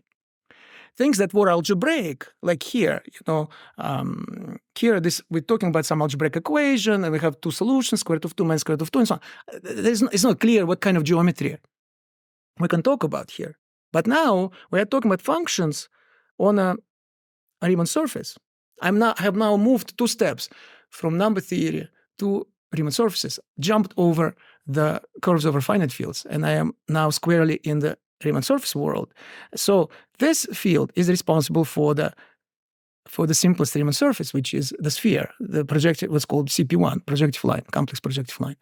And this extension of the field actually corresponds to a covering of this projective line. Which is a double cover? It's a double cover. That's right, because for every point here, except 0. Okay, now the reason is that in the middle there's a dot, so the origin, it becomes a singularity or something different. So is that a marked point? Is that called a ramified double cover or something else? It is a double cover. Point? It's called double cover ramified at this point. So right. this point is special. You see? I was going to say marked. It's a special point because over it there is only one point. But for all non-zero points, well, actually, to be honest, if we talk about CP infinity, there is also a point at infinity, which is also where you also have ramification, right? So, but I'm only showing you the part outside of infinity, so to speak, so that then we can see only the 0 point as a point of ramification. For all non-zero points, there will be 2 points above in the cover, and that corresponds to square root of t and minus square root of t. If number is non-zero, that there will be 2 square roots, plus and minus. You see, but square root of 0 plus minus is the same thing. It's still 0. That's what I'm trying to explain. Okay? So now the point is that you can now realize this Galois group as a group of literally of symmetries of covers, of different covers. And there is one more step that we can make, but now I'm starting to worry a little bit about time. So, which will show us that if we go to Galois groups, not of like this, these are kind of finite Galois groups here. These are the symmetries of a finite extension of Q. Likewise, here it's a finite extension. But if we go to the biggest possible extension, the so-called algebraic closure, we get a humongous group of symmetries. And likewise here. And the point is that if we insist that we have no ramification anywhere, then this group is what's called a fundamental group. So this is chapter 9 of Love and Math. So let me just leave it at that. So what have we done so far? We have fields, we have Galois groups, and we have learned also that there is this object called fundamental group, which takes place of the Galois group in the unramified situation for Riemann surfaces. This is something that we'll perhaps need to talk about in more detail next time. But now let me just make a few more steps so that we get to kind of a good place, okay? What other objects are involved? remember how we talked about the group and its Langlands dual? Mm-hmm. So, first of all, we are now positioned at the beginning of this correspondence, of explaining this correspondence. The correspondence always has two sides, right? So it's one-to-one correspondence between this and that. So this I will call left-hand side, and that I will call the right-hand side. So the left-hand side are easier to explain. If you think this is complicated, wait till you see the right-hand side. It's even more complicated. So on the left-hand side, we have these homomorphisms from the Galois group to the Langlands dual. So remember, we had this discussion about the Langlands dual group.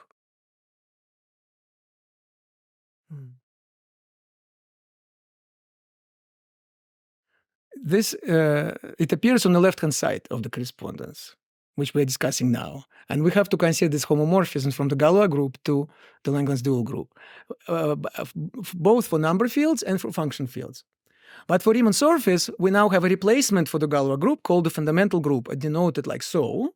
So we're going to consider homomorphisms from this fundamental group to the Langlands dual group. These are the object on the left-hand side of the Langlands correspondence. Because remember, you have to have two sides to talk about correspondence. Okay?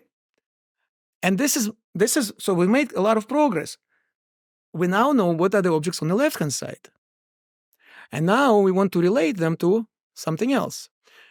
By the way, what would these objects be in the case that we considered at the beginning? Remember, at the beginning, we talked about this counting problem.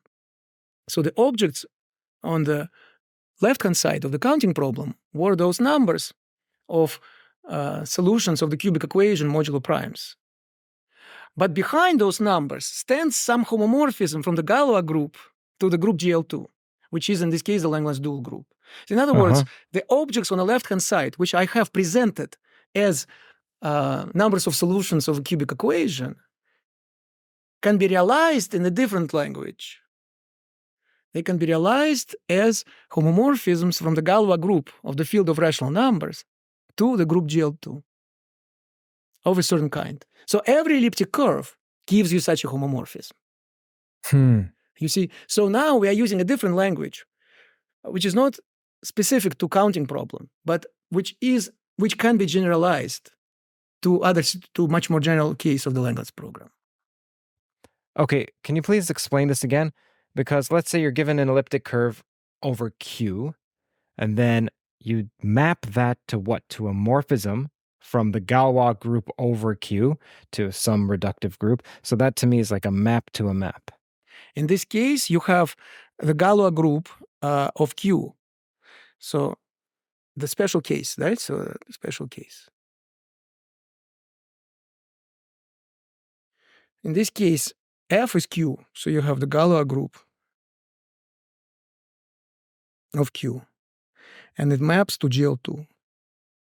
And such a map, such an object, such a homomorphism, yes, can be obtained from an elliptic curve over Q. That in particular, for example, the y squared plus y equals x cubed minus x, this curve gives rise to such a homomorphism. And the numbers of solutions can be interpreted in terms of this homomorphism as the so-called traces of Frobenius for prime numbers. You see, so in other words, in the traces of Frobenius. Of Frobenius. Yes. Okay. So there are certain elements, more precise conjugacy classes here, which are called the Frobenius conjugacy classes. We are considering their images under these homomorphisms and taking the traces, and the result is precisely this number AP that we talked about. So interesting. I could get by with more classical notions in this case. Namely, I could talk without ever mentioning function field and actually in this case there's no function field, but number field, field of rational numbers, or the Galois group, or the Langlands dual group. I could completely put this aside and speak about cubic equations and the numbers of solutions of these equations modulo primes, which is what I did at the beginning, because I wanted to explain it in more down-to-earth terms. But now we are embarking in a much more general, correspondence. And in this general correspondence, you can no longer get by with some equations and counting numbers of solutions of those equations. Instead, you're considering a number field in this scenario. You're considering a number field F. You're considering its Galois group, more precisely the Galois group of its algebraic closure. And you're considering homomorphisms from this Galois group to the Langlands dual group. So then somebody can say, well, what's the connection between these objects and the objects we discussed at the beginning? Here, I explained briefly what the connection is. Given an elliptic curve, such as the one defined by this equation, an elliptic curve over the rational numbers, we can assign to it a two-dimensional representation of the Galois group of Q, or if equivalently, a homomorphism from the Galois group of Q to the group GL2, which is the Langlands dual group in this case. And the numbers that we talked about, where P is a prime, can be obtained from this homomorphism as the so-called traces of the so-called Frobenius conjugate classes. And briefly, what dictates the group on the reductive group on the right-hand side, so the GL2 in this case? Is it the elliptic curve or the field that it's over? So these are two separate parameters. Sorry. So elliptic curve gives GL2. Why elliptic curve gives GL2? Oh, yes, that's a very good question. Okay, let's talk about this briefly. So here is an explanation is the following, that there is certain structure in this elliptic curve which is two-dimensional. And this structure is not easy, but is useful to explain in terms of the analogy we talked about. The idea is that instead of looking at an elliptic curve over the rational numbers, let's look at the corresponding elliptic curve over the complex numbers. In this case, it is just the surface of a donut. It's a torus. And the torus has two cycles which cannot be contracted. One of them is a cross and one of them is a long. These cycles generate what is called the first homology of this torus. Right. Now, it turns out that you can define the notion of homology or cohomology in the context of curves over a number field. They are called étale cohomology. And they have surprisingly similar structure to what you expect from by analogy with complex Riemann surfaces. In particular, in this case, it's going to be two-dimensional. And because it's two-dimensional, you get a representation of the Galois group of the field of rational numbers on a two-dimensional vector space. A two-dimensional representation is the same as a homomorphism to GL2, because you assign to every element of your group a 2x2 matrix, which acts on this two-dimensional vector space. You see? So you ask me why the Galois representations associated to elliptic curve are two-dimensional, which is to say, why do we get homomorphisms to GL2 and not to GL3? Yes. And the answer is because the elliptic curve sports a two-dimensional first homology. So if we were in a different genus on a Riemann surface, would we get a different group? Yes, absolutely. We would get, so for higher genus, the curves, you will have a higher dimensional homology groups. So then what does it look like on a sphere? But on a sphere, there are no non-contractible cycles. So that's why the story starts with elliptic curves, you see, on the number field side. Cool. So actually, it's interesting because I want to mention something, because someone asked me whether there is a link between the Langlands program and the Moonstein, what's it called? Moonshine. Moonstein is my DJ name, sorry. That's funny. Okay, we'll put a link to that in the description as well. We didn't promote that last time. I think after this long conversation, I think viewers will need to relax. And what better way to relax than to listen to some of my mixes on SoundCloud? So you can find a link under the video if you want. So, but there is such a thing as a Moonshine conjecture, which, by the way, I think you interviewed Richard Borcherds. Twice, yeah. Who is a colleague of mine here at UC Berkeley, and he actually gave a proof of this conjecture and received Fields Medal for it, which is really a very important achievement. So modular forms actually make appearance in his work as well. And someone asked me whether those modular forms have something to do with the Langlands correspondence. And the answer is no. At least I don't know how, but now I can explain why. Because they essentially correspond to the Riemann surface, which is a sphere. And the sphere does not have any useful Galois representations. They only have basically trivial representation, Galois representation associated to it. That's why the so-called Hauptmodule, which are the modular forms arising in the moonshine conjecture, a priori have no bearing on the Langlands correspondence. Elliptic curves do, because they give rise to non-trivial two-dimensional representations of the Galois group. And then for higher genus curves, you will also get higher dimensional representation. But you can also consider algebraic varieties of higher dimension. You don't have to be stuck with curves. But you can see how the simplest example of the Langlands correspondence in the number field context would be the one corresponding to an elliptic curve, because this is the simplest algebraic variety for which there is a non-trivial representation of the Galois group, because there are these two cycles. You see, for the CP1, for the projective line, for the sphere, there are no non-contractible cycles. They can all be contracted to a point. So therefore, there is no homology. There is no first homology or cohomology. Right. But for a surface of a donut, you have two independent cycles, which are non-contractible. The one which goes across and one which goes along the torus. And they give rise to a two-dimensional representation of the Galois group. That's why we get a non-trivial example of the Langlands correspondence. All right? Okay, well, for people who have watched this far, congratulations. And part 3 will be out in maybe a month or 2 months, maybe shorter. For the diehards, where we will explain actually. If you've watched this far, it's for you. That's right. So we will explain actually what is on the right-hand side, you see.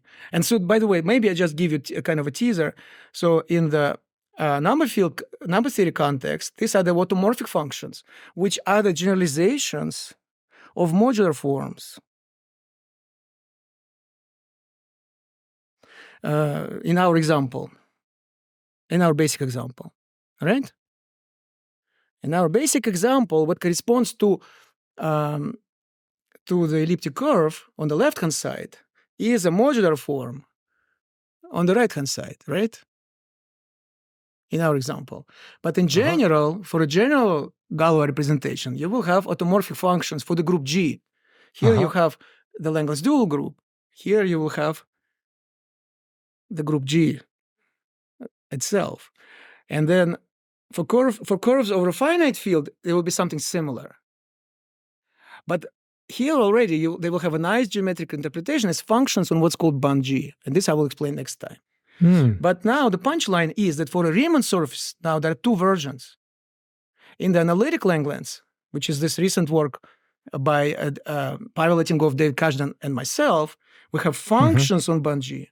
So we actually have a Hilbert space of actually what they call half densities on band G.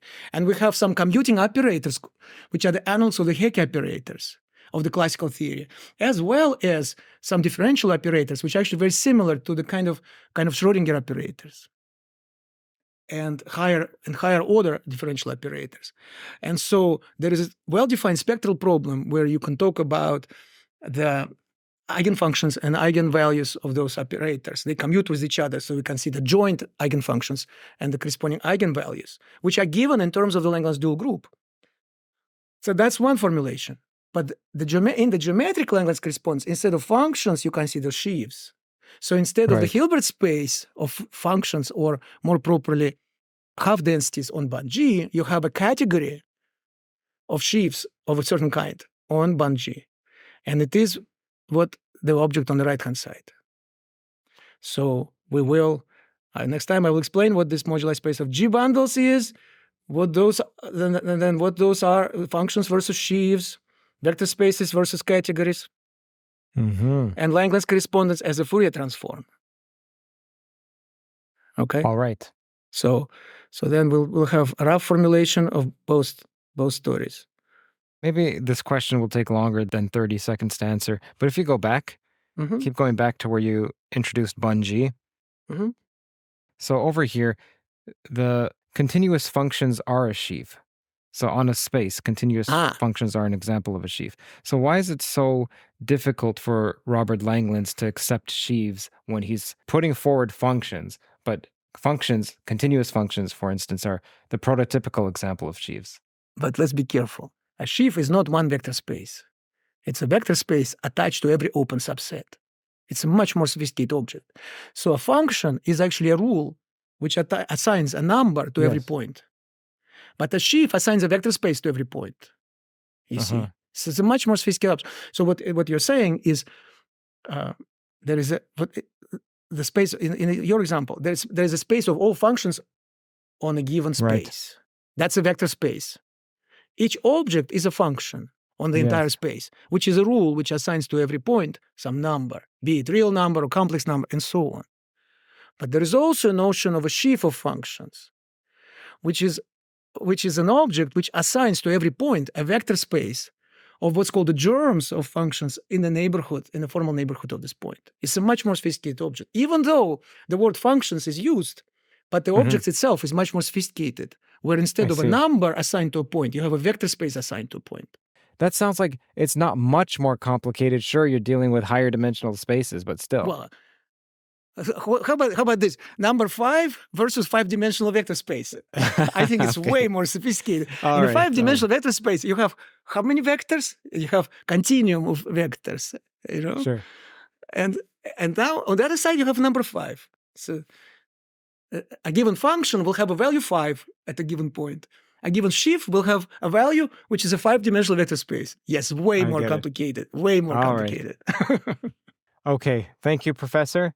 You're welcome, and I hope there was more. How to say? I added to people's understanding and did not subtract. You always hope that you don't do harm. You know what I mean? So I hope that, if anything, I kind of spurred more curiosity and did not, and not the other way around. Of course, man. The audience appreciates it, and I appreciate it as well, Edward. Also, thank you to our partner, The Economist. Firstly, thank you for watching. Thank you for listening. There's now a website, kurtjaimungal.org, and that has a mailing list. The reason being that large platforms like YouTube, like Patreon, they can disable you for whatever reason, whenever they like. That's just part of the terms of service. Now, a direct mailing list ensures that I have an untrammeled communication with you. Plus, soon I'll be releasing a 1-page PDF of my top 10 toes. It's not as Quentin Tarantino as it sounds like. Secondly, if you haven't subscribed or clicked that like button, now is the time to do so. Why? Because each subscribe, each like helps YouTube push this content to more people like yourself. Plus, it helps out Kurt directly, aka me. I also found out last year that external links count plenty toward the algorithm, which means that whenever you share on Twitter, say on Facebook or even on Reddit, etc., it shows YouTube, hey, people are talking about this content outside of YouTube, which in turn greatly aids the distribution on YouTube. Thirdly, there's a remarkably active Discord and subreddit for Theories of Everything, where people explicate toes, they disagree respectfully about theories, and build as a community our own toe. Links to both are in the description. Fourthly, you should know this podcast is on iTunes, it's on Spotify, it's on all of the audio platforms.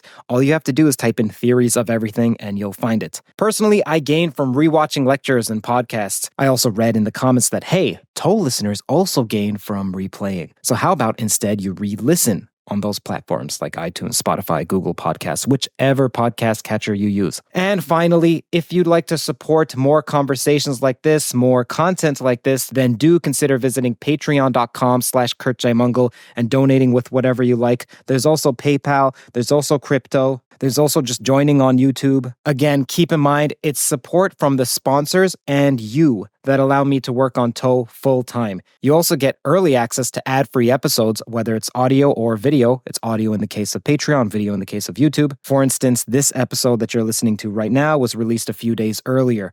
Every dollar helps far more than you think. Either way, your viewership is generosity enough. Thank you so much. This is uncharted territory. We are really, today, we really talked, last time we talked about some stuff which is, technical, but not too technical. So you talk about some equations, some solutions of equations, some series, that is pretty much high school level. But today we already talked about some more serious stuff. And so we'll see how it goes. But I think it's worthwhile to do this experiment because to see how far we can actually go in how deep we can go. I think it's important to see that, because I think there will be people who actually will dig this. Oh, yeah. And this is unprecedented in podcast form. Yes, So I think so. It'll be interesting to see the results. Absolutely.